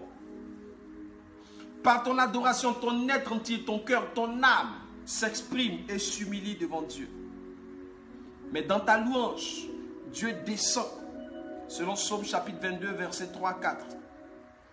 Dieu siège au milieu de la louange d'Israël. Donc par ta prière, ton corps parle à Dieu. Par ton adoration, ton âme s'humilie et s'exprime devant Dieu. Par la louange, la présence de Dieu, l'Esprit de Dieu descend au niveau de ton esprit pour te faire du bien. Paul et Silas, au milieu de la nuit, en Actes chapitre 16, chantaient, priaient et chantaient les louanges à Dieu. Parce que le fait que Paul et Silas prient, c'est leur voix qui parle à Dieu. Le fait qu'ils sont en train de louer, c'est pour attirer la présence de Dieu. Parce que Psaume chapitre 22, verset 4 dit que Dieu siège dans la louange d'Israël. C'est-à-dire que la présence de Dieu descend au milieu de la louange d'Israël. Lorsque Élisée demande un joueur de harpe, c'est pouvoir rentrer dans l'adoration et dans la louange. Dans l'adoration parce que son âme va s'exprimer, va s'humilier devant Dieu. Dans la louange parce que la présence de Dieu va descendre. Et lorsque la présence de Dieu descend, comme la Bible dit en Psaume chapitre 22, verset 4, Dieu siège dans la louange d'Israël. La gloire de Dieu peut se manifester selon 2 Corinthiens chapitre 3, verset 17 qui dit « Or le Seigneur c'est l'Esprit, et là où est l'Esprit du Seigneur, là est la liberté. » C'est en cela que vous devez comprendre que l'adoration et la louange, ça travaille fort dans le combat spirituel et dans la révélation. Regardez, en Juge chapitre 1er, la Bible dit que le peuple d'Israël, Josué est mort. Et les nations qui restaient à conquérir ne sont pas encore finies. Et le peuple d'Israël demande à Dieu, bon, on va aller terminer les conquêtes là, mais c'est quelle nation, quel peuple qui va monter en premier? Dieu dit, Judas montera d'abord. Judas, ça veut dire louange. Parce que lorsque la louange est devant, la présence de Dieu descend. Et lorsque la présence de Dieu descend, la victoire est assurée. C'est pourquoi on met la louange devant, parce que la louange attire la présence de Dieu. Donc, Élisée avait besoin que la présence de Dieu soit là pour que Dieu lui parle. Et il demande un joueur de harpe, afin de pouvoir faire une adoration, pour que son âme s'exprime devant le Seigneur, afin de pouvoir faire une louange, pour que la présence de Dieu descende, et que la parole de Dieu lui soit adressée, et qu'il puisse dire, ainsi parle l'Éternel. Donc, Élisée dit, amenez-moi un joueur de harpe. Et comme le joueur de harpe jouait, la main de l'Éternel fut sur Élisée. Et il dit, ainsi parle l'Éternel. La révélation est parfaite. Faites dans cette vallée des forces, car ainsi parle l'Éternel. Vous n'apercevrez point de vent, et vous ne verrez point de pluie, et cette vallée se remplira d'eau. Et vous boirez, vous et vos troupeaux et votre bétail. Écoutez-moi bien. Le Seigneur Élisée dit, tout ce que vous avez à faire, c'est de creuser des fosses. Ça, c'est la partie de l'homme. Mais quand vous allez creuser des fosses, Dieu va faire quelque chose. Normalement, les fosses se remplissent d'eau lorsqu'il pleut. Avant qu'il ne pleuve, il y a un grand vent. Le ciel devient noir avec les nuages, etc. Et puis la pluie tombe. C'est la pluie qui tombe qui remplit les fosses. Mais Dieu dit, il n'y aura pas de vent. Il n'y aura même pas de pluie. Et les fosses que vous voyez seront remplies d'eau. Ces fosses-là seront remplies d'eau sans vent et sans pluie. Les fosses-là seront remplies d'eau sans l'effort d'un homme. La Bible est en train de te dire que Dieu est capable de faire quelque chose dans ta vie sans l'effort d'un homme. Il peut te donner du travail sans l'effort d'un homme. Il peut te donner les papiers sans l'effort d'un homme. Il peut te donner le visa sans le sort d'un homme. Il peut te guérir sans l'effort d'un médecin. Dieu peut te positionner sans que tu aies des relations à la présidence ni à la primature. Le Seigneur dit, il y aura de l'eau dans les fosses sans qu'il y ait de vent et de pluie. À partir de rien, Dieu peut produire quelque chose d'extraordinaire. Écoutez-moi bien. Marie est tombée enceinte sans rapport sexuel. Adam a été créé, il n'y a pas son père, il n'y a pas sa mère. Dieu l'a porté à l'existence sans père, sans mère. Et la Bible dit qu'il y aura de l'eau dans les fosses sans vent et sans pluie. Il y aura de l'eau dans la fosse sans vent et sans pluie. La Bible te dit qu'il y aura de l'eau dans ta fosse sans vent et sans pluie. Bien aimé, ce ne sera pas les choses naturelles, mais Dieu va aller au-delà du naturel pour te bénir, pour t'ouvrir les portes et pour créer dans ta vie le miracle, bien aimé. Le miracle viendra, les fosses seront remplies sans vent et sans pluie, bien aimé. Dieu peut t'opérer sans qu'un médecin mette la main dans ton corps. Dieu peut te positionner à la primature sans qu'il y ait besoin de relations ou de bras longs quelque part. Dieu peut faire sortir ton passeport, ton visa, ta nationalité ou bien ton séjour sans que tu connaisses personne à la préfecture. Dieu peut faire de toi une femme mariée bien aimée sans que tu te balades dans les rues en train de crier « je veux un homme ». Dieu peut te guérir sans que tu ne boives un médicament. La Bible dit que les fosses seront remplies d'eau sans vent et sans pluie. Il y aura un résultat qui va se faire, mais le résultat là ne va pas dépendre des phénomènes naturels. Les phénomènes naturels, c'est la pluie, c'est le vent, bien aimé. Avant que la pluie ne tombe, avant que le vent ne souffle, que la pluie ne tombe pour que les fosses soient remplies. Mais Dieu dit, les fosses seront remplies sans pluie, sans vent. Vous dites que avant que les fosses ne soient remplies, il faut qu'il pleuve. Et avant qu'il ne pleuve, il faut que le vent souffle. Mais Dieu dit, vous, c'est selon l'homme et selon les choses naturelles que lorsque les fosses doivent se remplir, il y a du vent d'abord et puis la pluie vient avant que l'eau ne coule sur le sol pour remplir les fosses. Mais Dieu dit, moi je vais remplir tes fosses sans que le vent ne souffle et sans que la pluie ne tombe. Ah, quel Dieu! Il dit, il va remplir ta force sans que le vent ne souffle et sans que la pluie ne tombe. Je suis en train de dire à quelqu'un que Dieu peut remplir ta force sans que le vent ne souffle et sans que la pluie ne tombe, bien-aimé. Tu peux être guéri d'un ulcère par la puissance de Dieu sans qu'on t'ouvre le ventre. Tu peux être guéri du mal, de la leucémie, du cancer, du VIH, du Covid, sans qu'on te donne des médecins, sans qu'on te donne des médicaments, sans qu'on te fasse des injections. Tu peux marcher sans qu'on te mette des fers dans le pied. La Bible dit que Dieu peut remplir tes forces sans vent et sans pluie. Dieu peut intervenir au-delà de la nature humaine. Dieu peut intervenir au-delà de l'intelligence humaine. Dieu peut intervenir au-delà de la capacité humaine. Sans vent et sans pluie, Dieu est capable de remplir tes forces. Ouh là, je suis en train de dire à quelqu'un que sans vent et sans pluie, Dieu peut remplir tes forces sans vent et sans pluie. Dieu dit, vous attendez que creuser seulement des forces. Ça, c'est votre part d'homme. Mais je suis Dieu et je vous dis, vous les hommes, vous dites que avant qu'il ne pleuve, il y a le vent. Et lorsqu'il pleut, c'est là que lorsqu'il pleut, l'eau tombe sur la terre et puis l'eau remplit les caniveaux et les fosses. Ça, c'est le processus naturel. C'est le processus humain. Mais moi, je suis Dieu. Je n'ai pas besoin que le vent souffle d'abord. Je n'ai pas besoin qu'il pleuve d'abord. Je suis capable de remplir vos forces de moi-même, sans le secours d'un homme, sans la capacité humaine, sans l'intervention humaine. Je suis capable de remplir tes forces, sans le vent et sans la pluie. Aïe, aïe, aïe. Je suis capable de remplir tes forces, sans le vent et sans la pluie. Je suis capable de t'exaucer, sans qu'un homme vienne te secourir, sans que quelqu'un vienne faire le bras long, sans que tu connaisses quelqu'un à la préfecture, à la mairie, à la primature, sans que tu connaisses quelqu'un à l'ambassade pour te donner un visa. Je suis capable de t'exaucer, de te positionner même à la BAD, sans que quelqu'un te donne une lettre de recommandation pour dire non, c'est mon poulet, il faut le positionner à la BAD. La Bible dit que Dieu est capable de remplir tes sources, il est capable de remplir tes forces, il est capable de remplir tes fossés sans vent et sans pluie. Eh, quel Dieu! Il est capable de remplir tes forces sans vent et sans pluie, sans vent et sans pluie. Dieu n'a pas besoin du vent, il n'a pas besoin de la pluie pour se manifester, il n'a pas besoin des phénomènes et des conditions naturelles, parce que lui-même il est surnaturel, il est extraordinaire, il est au-delà de l'intelligence humaine.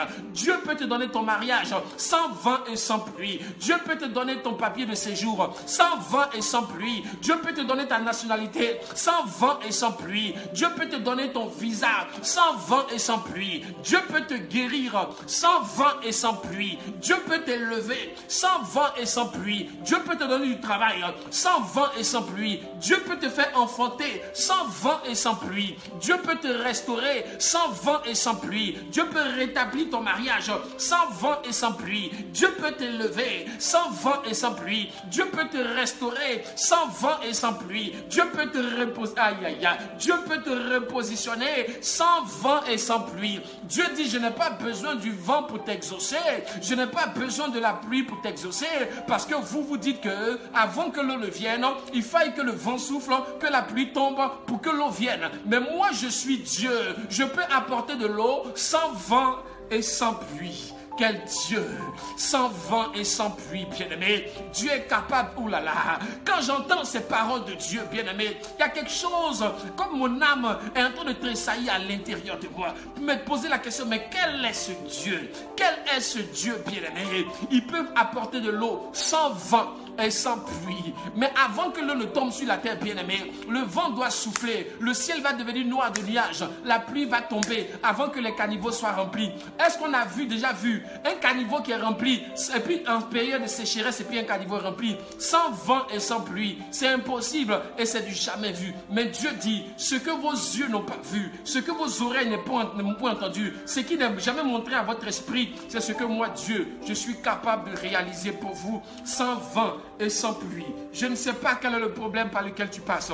Je ne sais pas la difficulté que tu endures. Mais je suis en train de te dire que Dieu est capable d'opérer dans ta vie sans vent et sans pluie, bien-aimé. Il est capable de remplir tes forces sans vent et sans pluie. Quand tu comprends cette parole, bien-aimé, tu n'as plus besoin de compter sur un homme. Tu n'as plus besoin de compter sur une femme. Tu n'as plus besoin de compter sur quelqu'un, ni même sur une relation. Même si quelqu'un de ta famille qui est bien positionné, tu n'as pas besoin de compter, bien-aimé. Parce que ceux-là, c'est le vent et c'est la pluie. De façon naturelle, bien-aimé, c'est le vent et la pluie. Mais Dieu dit, lui, il est capable de faire dans ta vie sans vent et sans pluie. Waouh! Sans vent et sans pluie. Quel Dieu! Quelqu'un me suit, bien-aimé. Dieu est capable de faire dans ta vie sans vent et sans pluie. Il défie la nature, il défie même le naturel, bien-aimé. Jean chapitre 11, Lazare est mort, il est pourri, il sent. Jésus dit, Lazare sort, sans vent et sans pluie. Il n'y a pas un pédiatre, un ophtalmologue, un dermatologue qui est venu reconstituer la peau de Lazare qui était pourrie. Il n'y a pas de dermatologue, il n'y a pas de médecin chirurgien, plasticien. Il n'y a pas, sans vent et sans pluie. Lazare sort du tombeau, sans vent et sans pluie. Quel Dieu! La Bible dit, sans vent et sans pluie, vos forces seront remplies. Sans vent et sans pluie. Quel Dieu! Et nous progressons pour dire ceci, parce que si vous voulez nous attarder dessus, il y a tellement de choses à dire là-dessus, bien-aimé. Si tu as compris cette pensée, tu es béni. Tu as compris cette parole, tu es béni. Sans vent et sans pluie. Dieu est capable de t'exaucer sans vent et sans pluie. Les hommes disent qu'il faut passer par tel chemin pour avoir telle chose.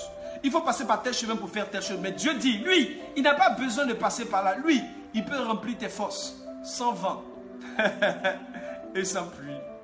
C'est-à-dire, il peut te faire voyager sans passeport et sans visa. Il peut te faire marier même sans que tu sois la miss de ton quartier. Il peut te donner des enfants malgré tous les fibromes et les myomes et tout ce qu'on a fait sur toi. Dieu est au-dessus de ça. Sans vent et sans pluie. Dieu remplit tes forces.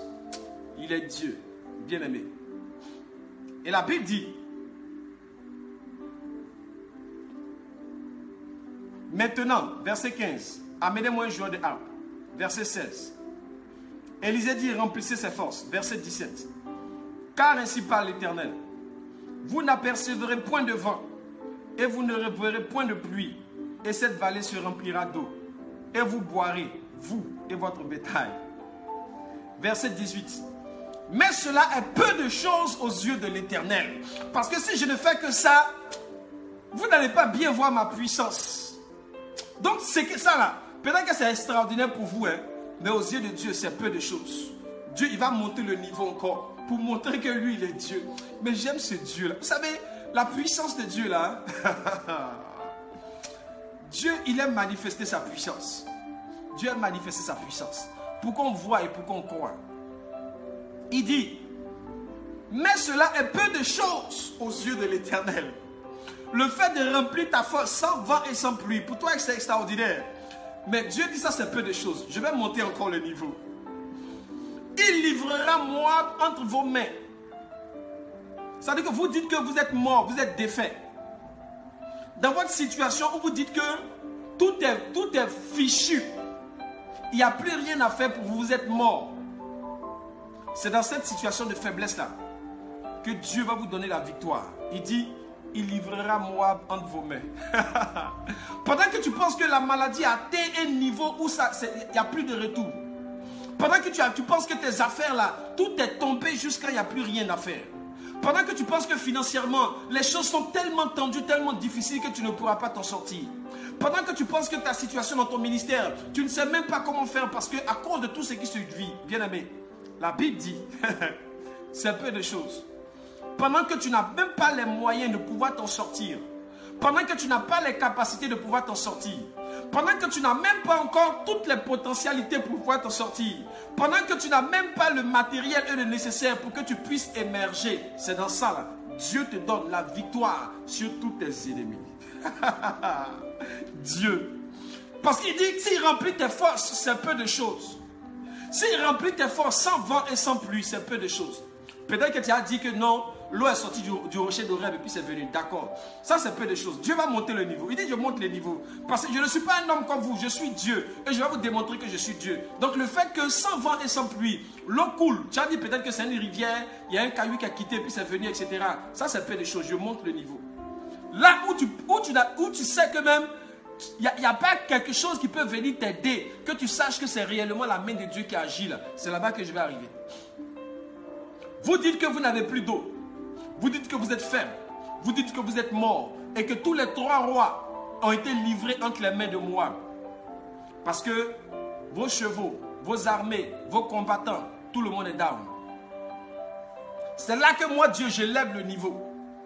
Moab qui est armé. Moab qui a la nourriture. Moab qui n'est pas faible comme vous. Moab qui est fort. Moab qui est nombreux.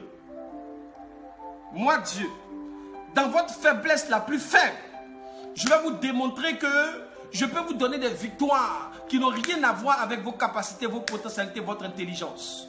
Je vais élever le niveau. Écoutez-moi bien. C'est comme un enfant de CP2 à qui on demande de passer le baccalauréat. On dit si on te demande de passer l'entrée en 6e, c'est peu de choses. Si on te demande de passer le BEPC, c'est peu de choses. Mais du CP2, on va te faire passer le baccalauréat. C'est-à-dire on va élever le niveau. Si le baccalauréat est peu de choses, bien aimé, on va te faire passer le master. Parce que le baccalauréat, c'est peu de choses. Waouh! Pendant que toi, tu es au CP2, tu ne sais même pas encore faire l'arithmétique. Tu ne connais même pas encore les cosinus, les sinus, les logarithmes, les ln, etc., les exponentiels. Tu ne connais rien dans ça.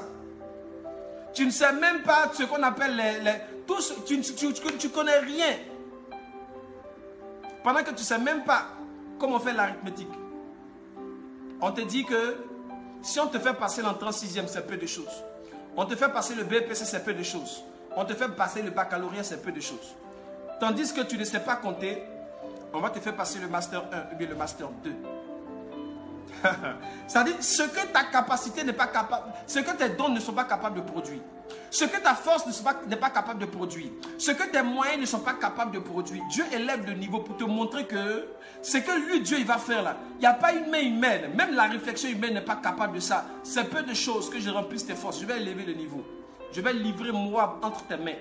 Pendant que tu penses que tu es faible, que tu es vaincu, que tu n'as plus de force, que tu n'as plus de nourriture, pendant que tu es fort, tu penses que tu es complètement livré entre les mains de Moab. Je vais élever le niveau pour te donner la victoire là où tu n'as pas la force d'avoir la victoire. Pour te donner la victoire là où tu n'as pas les moyens d'avoir la victoire. Pour te donner la victoire là où tu n'as pas la capacité toi-même d'avoir la victoire. Pour te donner la victoire là où toi-même là tu n'as pas... Écoutez-moi bien.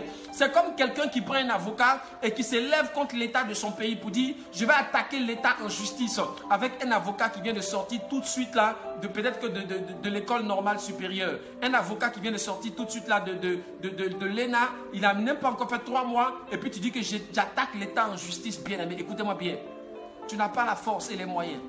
Mais là où tu n'as pas la force et les moyens et la capacité, Dieu dit, c'est là, lui va te montrer sa puissance pour faire éclater sa gloire. C'est peu de choses. Que les forces soient remplies. C'est peu de choses. Je vais livrer Moab entre vos mains. Ils vont dire, bon, le premier niveau, les forces seront remplies. Ça, c'est un miracle. Mais livrer Moab entre nos mains. Quel exemple je vais prendre? C'est comme l'exemple de Lazare. Lazare ne venait pas de mourir pour dire non, son corps est encore chaud. Non, Lazare est mort. En ce temps, il n'y avait pas de formol. La Bible dit que Lazare sentait. Quand il sent, ça veut dire que son corps a commencé à décomposer, etc. Là, au moins, s'il vient de mourir, on peut faire massage cardiaque, etc. Ou bien on peut faire bouche à bouche. Mais il est mort depuis 4 jours. Et comme il n'y a pas de format, il a commencé à décomposer, il a commencé à sentir, il a commencé à pourrir. C'est là que Jésus intervient, Jean chapitre 11. Il dit c'est peu de choses. Je vais monter le niveau pour que vous sachiez que là où votre main ne peut pas arriver, votre intelligence, votre réflexion, votre capacité, vos potentialités ne peuvent pas arriver. C'est là que moi, Dieu, je vais démontrer ma gloire et ma puissance. Ah, crois dans le Seigneur. Que Dieu le fasse pour toi qui me suis au nom de Jésus. Que Dieu le fasse pour toi qui m'entend au nom de Jésus. Que Dieu le fasse pour toi qui me reçoit dans le nom de Jésus-Christ. Que sans vent ni pluie, que Dieu remplisse tes forces. Et que cela soit peu de choses. Que Dieu te donne la victoire. Dans ta plus grande faiblesse, que Dieu te donne la victoire.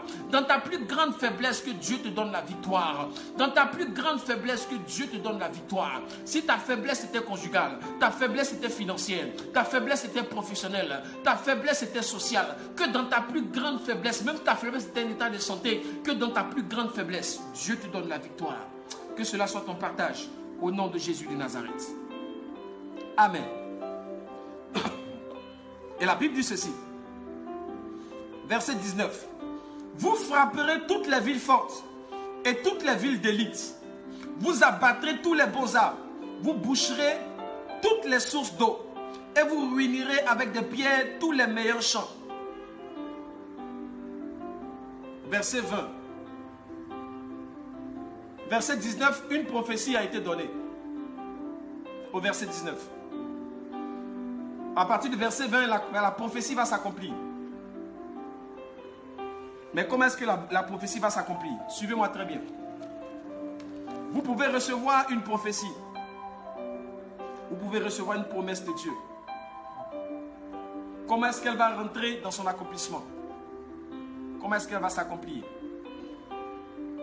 La prophétie a été donnée au verset 17 jusqu'au verset 19. Le verset 17 dit, vos forces seront remplies. C'est au futur, c'est une promesse. Vous frapperez toute la ville au verset 20. C'est une promesse, c'est au futur.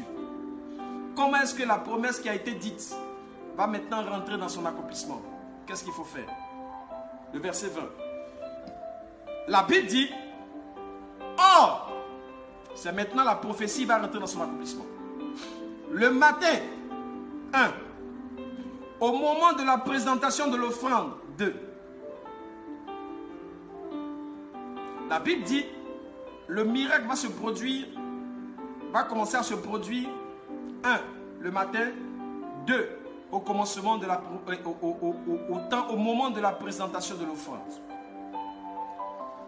Pourquoi le matin? La Bible dit, en Lamentation chapitre 3, versets 22 à 23, que les bontés de l'Éternel ne sont pas épuisées. Ses compassions ne sont pas à leur terme. Elles se renouvellent pour nous chaque matin. Donc ici, lorsqu'on parle de matin, c'est le temps où Dieu va renouveler son alliance. Dieu va renouveler sa bonté et sa compassion envers Israël. Si Dieu ne leur était pas favorable au départ, parce qu'ils n'ont pas consulté Dieu avec le roi d'Israël qui les entraînait dans le combat, maintenant, ils se sont approchés du Seigneur. Maintenant, ils se sont approchés de Dieu. Maintenant, ils ont consulté le Seigneur. Les bontés, les compassions de Dieu vont se renouveler pour eux le matin. Le matin, c'est le temps où la bonté de Dieu est renouvelée pour toi. Le matin, c'est le temps où la grâce de Dieu est renouvelée pour toi. Le matin, c'est le temps où l'alliance de Dieu est renouvelée dans ta vie. Le matin, c'est le temps de la restauration. Lorsqu'on parle de renouveler, on parle de restauration. Lorsqu'on parle de restauration, on parle de, repositionner ce que tu as perdu, bien ce que tu étais. Le matin. C'est le moment où la faveur de Dieu s'élève pour toi. C'est le moment où la grâce de Dieu s'élève pour toi. C'est le moment où la faveur de Dieu s'élève pour toi, le matin. C'est le temps de la restauration. 1. 2. Le matin, au moment de la présentation de l'offrande, voici, l'eau arriva du chemin d'Édom et le pays fut rempli d'eau. Pourquoi le matin et pourquoi au moment de la présentation de l'offrande? Écoutez-moi très bien. Au moment de la présentation de l'offrande, si vous vous souvenez, en 1 Roi chapitre 18, la Bible dit que Élie était devant les prophètes de Baal. Il y avait un problème. Le problème, c'est que Élie, le peuple d'Israël hésitait entre suivre l'Éternel et suivre les prophètes de Baal. Et comment est-ce qu'ils allaient régler ce problème? La Bible dit que Élie a dit de prendre un taureau. Le taureau qui serait égorgé, donc le sang. Le taureau, c'est le sacrifice. C'est l'offrande. Le taureau égorgé, c'est le sang du taureau qui va couler. Sur du bois, la croix. Et cela sera mis sur un autel, Golgotha, le lieu du crâne. Il y a un problème qui a été réglé au moment de la présentation de l'offrande. Lorsque je parle de l'offrande suprême, l'autel, c'était la colline de Golgotha. Le bois, c'était la croix. Le sacrifice, c'était Christ. Et le sang qui a coulé, c'était le sang de Christ. Vous comprenez? Et ce n'est pas le sang seulement, parce que lorsque Élie a dit quoi? Prenez un taureau, découpez-le en morceaux, mettez-le sur le bois. Le bois, il est dressé sur l'autel de 12 pierres. Et autour de l'autel, on fait des fosses dans lesquelles on va mettre de l'eau. Et lorsque vous regardez, avant de venir à l'offrande dont nous allons parler, lorsque nous regardons l'offrande suprême, c'est quoi? L'offrande suprême, c'est le sacrifice de Christ. Le taureau ici représente Christ. Le taureau égorgé représente le sacrifice de Christ. Le sang qui a coulé, c'est le sang de Christ. L'eau qui a coulé, lorsque Christ était à la croix, la Bible dit que son côté a été percé. Et de l'eau et du sang sont sortis. Et troisièmement, le bois qu'on a mis pour le sacrifice, c'est la croix. Et l'autel des 12 pierres, c'était là où le bois est posé, c'était le mont Golgotha. Le mont Golgotha, Golgotha signifie lieu du crâne. Lorsqu'on parle du crâne, on parle de la mort. Donc à Golgotha, le problème de la mort, qui est le salaire du péché, devait être réglé à Golgotha. Et le problème de la mort, qui est le salaire du péché, devait être réglé par un sacrifice. Le sacrifice, on a mis le bois, qui était la croix, le sacrifice sur la croix, qui était Christ. Et du sang a coulé comme le sang du taureau, et l'eau a coulé comme l'eau qu'on verse et qui remplit les fosses. Et le sacrifice de Christ, l'offrande de Christ, le sacrifice de Christ, devait régler le problème du lieu du crâne, c'est-à-dire de la mort, qui est le salaire du péché, depuis le péché originel jusqu'au péché de toute l'humanité. Car Christ a porté sur lui nos péchés, selon Ésaïe chapitre 53. Qui a reconnu le bras de l'Éternel? Qui a cru à ce qui nous était annoncé? Il s'est élevé devant lui comme une faible plante, comme un rejeton qui sort d'une terre desséchée. Il n'avait ni beauté ni éclat pour attirer nos regards. Nous l'avons dédaigné, nous n'avons fait de lui aucun cas, semblable à celui dont on détourne le regard, etc. La Bible dit que nous l'avons considéré comme puni, frappé de Dieu. Mais il s'est chargé de nos fautes, c'est par ses meurtrissures que nous sommes guéris. Et le châtiment qui nous donne la paix est tombé sur lui. Et donc nos péchés, le problème de la mort et de nos péchés ont été résolus par le sacrifice de Christ. Pour dire que le sacrifice règle un problème, l'offrande règle un problème. L'offrande suprême, le sacrifice suprême, qui était le sacrifice de Christ, a réglé le problème de la mort et du péché. La mort parce que l'autel, c'est-à-dire que là où la croix était, c'est le lieu du crâne, donc la mort. La croix, c'était la sentence, le jugement pour les grands brigands au temps de l'Empire romain, c'est-à-dire que le jugement, la justice, le jugement, le châtiment, et le sang de Christ, parce qu'il fallait qu'une vie soit donnée, il fallait qu'une âme soit donnée, il fallait que du sang soit versé pour qu'une autre âme soit sauvée. Donc, le sacrifice de Christ réglait le problème de la mort et du péché sur l'autel de Golgotha, sur le bois de la croix, avec le sacrifice de Christ. Donc, l'offrande vient régler un problème. Et l'offrande de Christ est venue régler le problème du péché et de la mort. Suivez-moi très bien pour que vous puissiez comprendre ce qui va se passer. En 1 Roi chapitre 18, un problème devait être réglé. Le problème qui devait être réglé, c'est le problème du peuple d'Israël qui tanguait entre servir Baal et servir l'Éternel. La Bible dit que Élie a dit aux gens de prendre, pour les prophètes de Baal, ils n'ont qu'à prendre un taureau, lui va prendre un taureau. Mais comme eux, c'est les premiers, ils n'ont qu'à commencer avec. Ils ont commencé à se déchirer jusque vers midi, au temps de l'offrande, et puis ils ont arrêté. Rien ne s'est produit. Mais la Bible dit, à l'heure, au moment de la présentation de l'offrande, un miracle va se produire. Élisée va mettre le bois. Il va sacrifier le taureau, le sang va couler. Il va découper le taureau en morceaux pour déposer sur le bois. Et on va verser de l'eau sur le taureau 3 fois. Comme les 3 jours de Jésus-Christ dans le tombeau. Et dans les fosses aussi, on va verser de l'eau. Et la Bible dit qu'au moment de la présentation de l'offrande, c'est là que Élisée invoque l'Éternel. Et l'Éternel répond par le feu pour régler ce problème-là en Israël.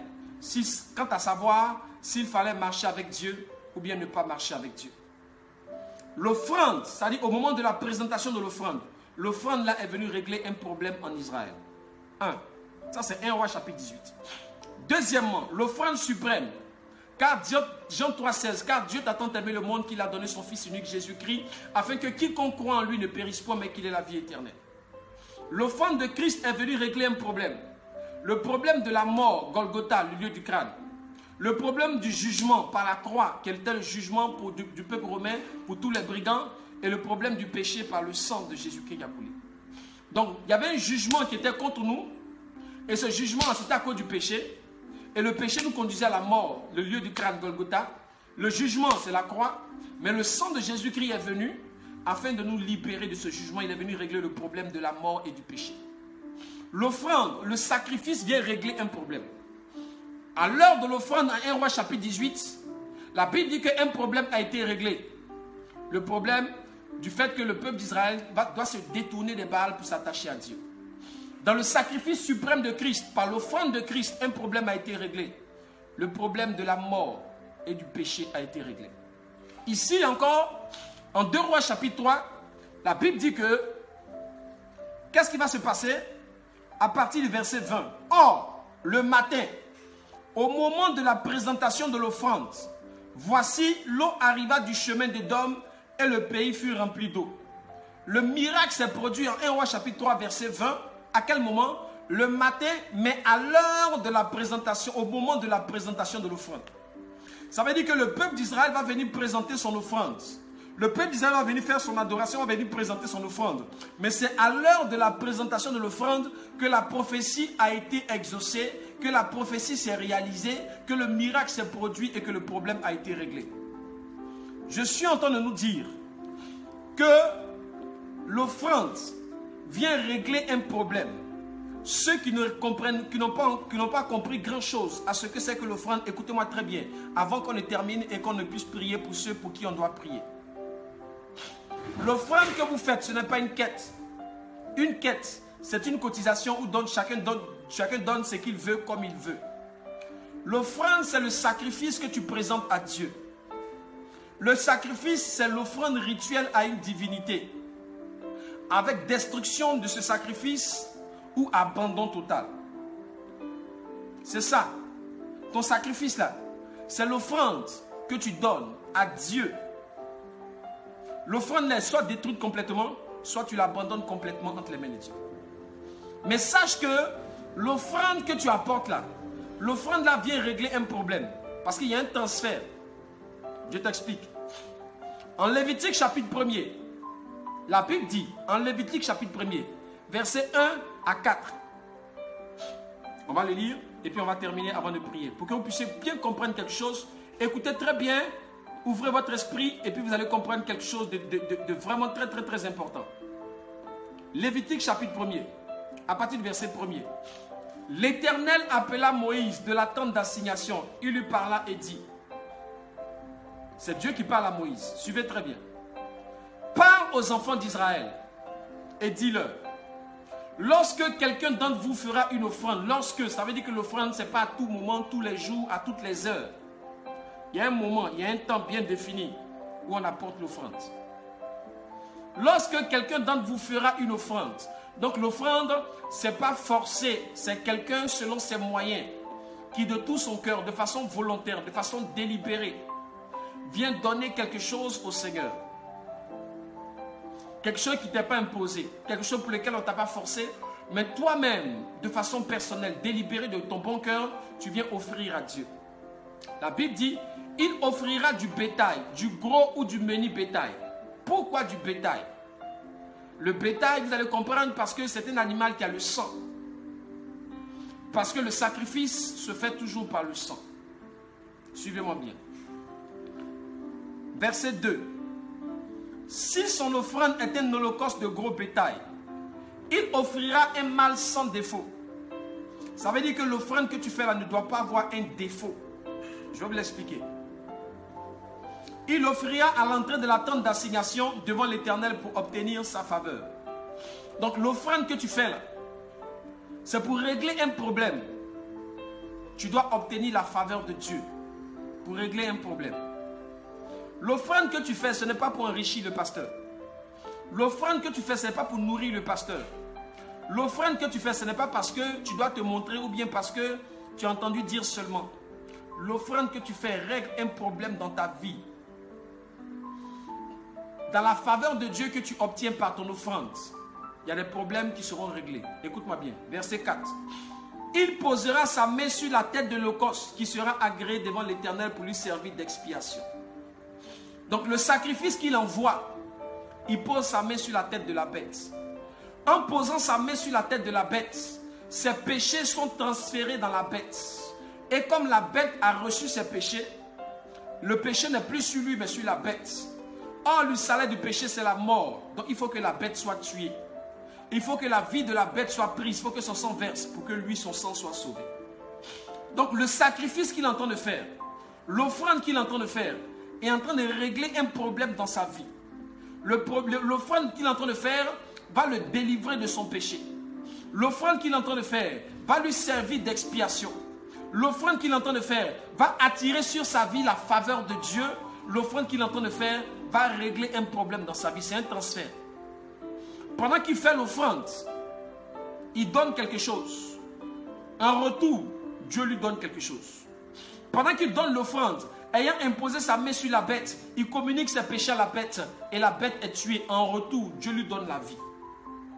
Dans l'offrande que tu fais, il y a un transfert, il y a un échange. Il y a quelque chose que tu donnes à Dieu. Et pendant que tu donnes ce quelque chose à Dieu, Dieu aussi te donne quelque chose. Dans l'offrande que tu fais, tu obtiens la faveur de Dieu. Dans l'offrande que tu fais, tu obtiens la grâce de Dieu. Dans l'offrande que tu fais, il y a quelque chose que tu fais devant Dieu et puis Dieu te donne quelque chose en retour. C'est un transfert. L'offrande que tu fais te permet de recevoir la grâce de Dieu. L'offrande que tu fais te permet de recevoir la faveur de Dieu. L'offrande que tu fais te sert d'expiation, c'est-à-dire ça enlève un problème. Le salaire du péché, c'est la mort. Donc lorsque Dieu te pardonne, Dieu te redonne la vie. Je suis en train de te dire que c'est au moment de la présentation de l'offrande que les problèmes se règlent, que plusieurs problèmes se règlent au moment de la présentation de l'offrande. Bien aimé, en 1 Roi chapitre 18, c'est au moment de la présentation de l'offrande que l'eau et le feu est descendu du ciel pour consumer le sacrifice. Ici, en 2 Rois chapitre 3, c'est au moment de la présentation de l'offrande que l'eau est sortie de quelque part pour remplir toutes les fosses qui ont été creusées par le peuple d'Israël. Au moment de la présentation de l'offrande, c'est au moment de la présentation de l'offrande à Golgotha, l'offrande de Christ sur la croix qui s'est s'est donné lui-même pour nos péchés, que le problème du péché et de la mort a été réglé. Christ a donné sa vie pour que nous puissions recevoir la vie. Il y a un échange, il y a un transfert, il y a quelque chose que tu donnes et qui t'est donné. Christ a pris nos péchés, il nous a donné sa justice. Christ a pris, la mort et puis il nous a donné la vie. Christ a pris notre pauvreté, il nous a donné la richesse. Christ a pris nos maladies, il nous a donné la santé et la bénédiction. Dans l'offrande que tu fais, bien-aimé, au moment de la présentation de l'offrande, il y a un problème qui se règle, il y a une situation qui se débloque, il y a un miracle qui s'opère au moment de la présentation de l'offrande. C'est pourquoi je suis en train d'enseigner le peuple de Dieu et leur dire, avant qu'on ne commence à prier, bien-aimé, ceux qui sous-estiment la puissance de l'offrande, ceux qui sous-estiment ce qu'on appelle l'offrande, bien-aimé, c'est des bénédictions que vous êtes en train de rater, parce que même les agents du diable, vous savez, le diable, là, il était auprès de Dieu d'abord, avant qu'il ne devienne diable, il était Lucifer auprès de Dieu. Il sait ce que c'est que l'offrande, il sait ce que c'est que le sacrifice.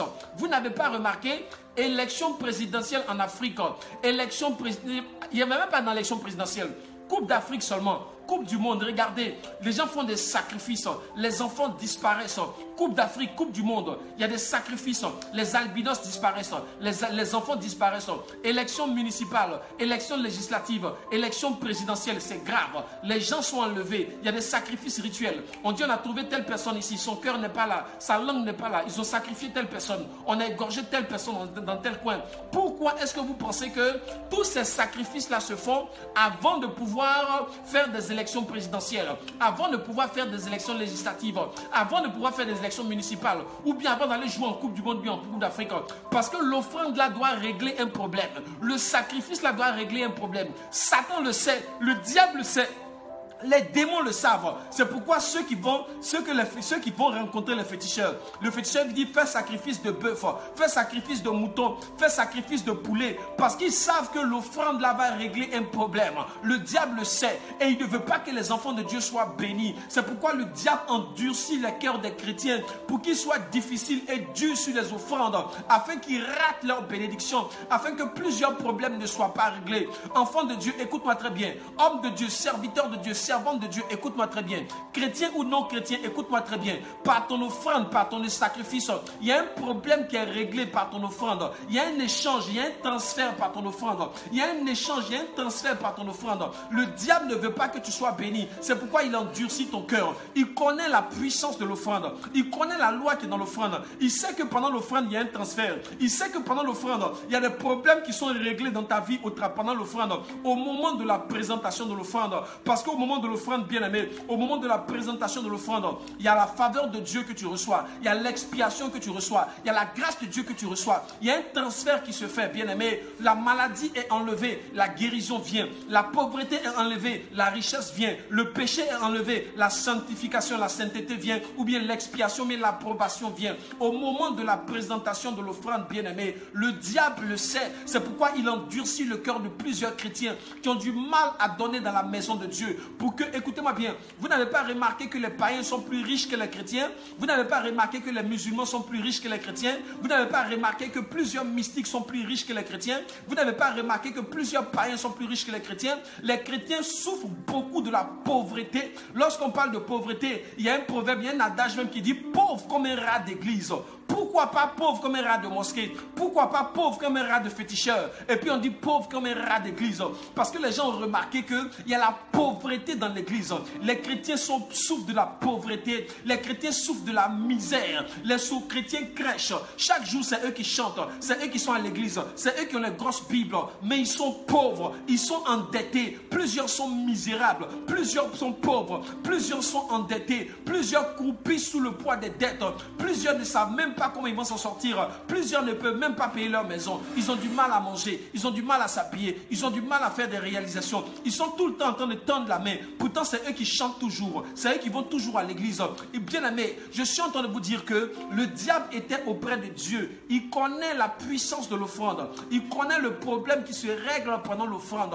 Et le diable endurcit les cœurs des chrétiens pour qu'ils aient des problèmes pour donner, bien aimé. Je suis en train de te dire, bien aimé, En 1 Roi, chapitre 18, c'est au moment de la présentation de l'offrande que le feu est descendu du ciel pour consumer l'holocauste que Élie a présenté et que les prophètes de Baal ont été égorgés. Un problème a été réglé au moment de la présentation de l'offrande. En 2 Rois, chapitre 20, ici, pour que l'eau vienne remplir les forces, la Bible dit, c'est le matin, au moment de la présentation de l'offrande, que le miracle s'est produit. Le problème a été réglé au moment de la présentation de l'offrande. Troisièmement, à la croix de Golgotha, au moment de la présentation de l'offrande, du sacrifice de Jésus, la Bible dit que les ténèbres ont envahi la terre, bien-aimé. Mais là, il y a un problème qui a été réglé. Parce que Golgotha signifie lieu du crâne, c'est-à-dire la mort. La croix, c'est le jugement. Et donc, Christ a pris nos péchés. Donc, le péché apportait le jugement et le salaire du péché, c'est la mort. Donc, le sacrifice de Christ, l'offrande de Christ venait régler le problème du péché et de la mort, afin que Christ prenne nos péchés, que nous recevions sa justification, que Christ prenne la mort, que nous recevions la vie, que Christ prenne notre pauvreté et que nous recevions la richesse, que Christ prenne notre malédiction et que nous recevions, selon Galates 3, que nous recevions la bénédiction d'Abraham. Écoutez-moi bien, pendant l'offrande, il y a un problème qui est réglé. Pendant l'offrande, il y a un transfert. Pendant que tu donnes quelque chose à Dieu, Dieu te donne quelque chose d'autre, bien-aimé. La Bible dit, Lévitique chapitre 1er, versets 1 à 4, la Bible dit, le sacrifice là, tu vas poser ta main dessus et puis tu vas faire le sacrifice. Cela va te servir d'expiation afin que tu reçoives la faveur de Dieu. Donc lorsque tu poses ta main sur la bête, tu transfères tes péchés à la bête et la bête est tuée à ta place, bien-aimé. Et toi qui avais la colère de Dieu sur toi, tu reçois l'expiation de tes péchés et tu reçois la faveur de Dieu à partir de l'offrande que tu as faite. L'offrande est venue régler le problème de la malédiction. L'offrande est venue régler le problème du péché. L'offrande est venue régler le problème de la colère de Dieu, bien-aimé. Le diable le sait. Il prend ses agents pour faire beaucoup de sacrifices. Élection présidentielle, les gens font les sacrifices en Afrique. Élection municipale, les gens font les sacrifices en Afrique. Élection législative, les gens font les sacrifices en Afrique. Coupe d'Afrique, Coupe du monde, ils font des gros sacrifices, bien-aimés. Allez en Côte d'Ivoire, demandez dans la région de Dabou, ce peuple-là, comment on l'appelle?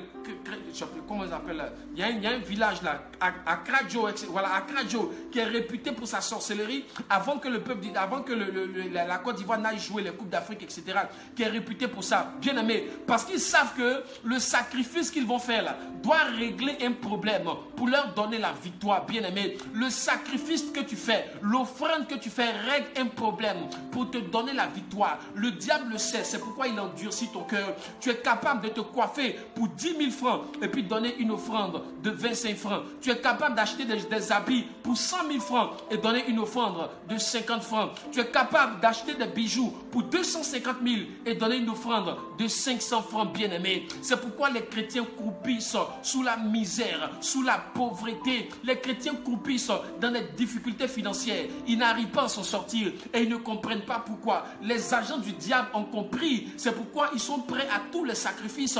Et même, ils sont prêts à des sacrifices de bœufs. Ils n'ont pas compris la puissance de l'offrande. Je vais vous dire ça, nous allons terminer, bien-aimés. Dans le passage qui suit, pendant que le peuple d'Israël est en train d'avoir la victoire sur le peuple de Moab, la Bible dit ceci.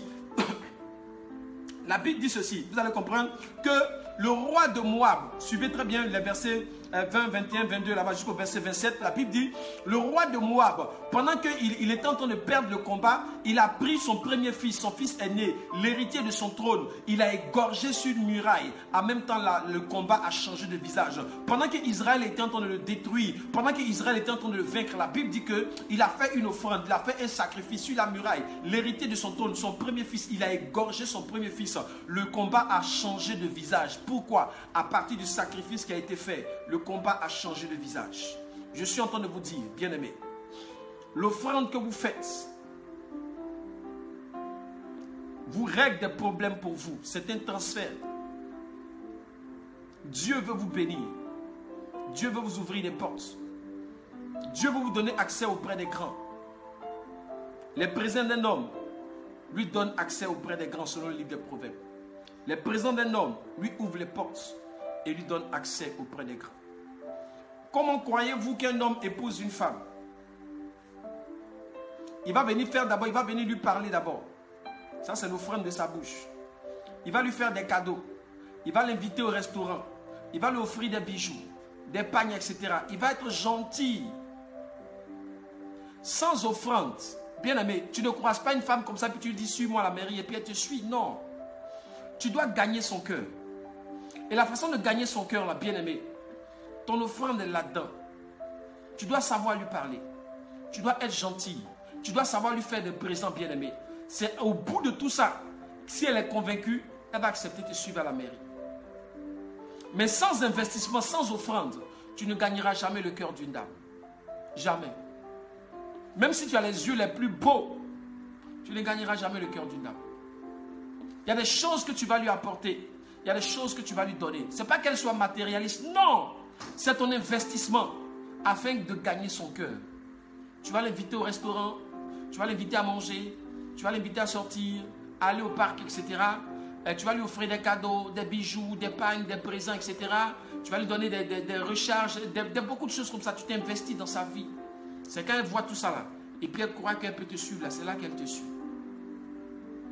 La puissance de l'offrande au moment de la présentation de l'offrande.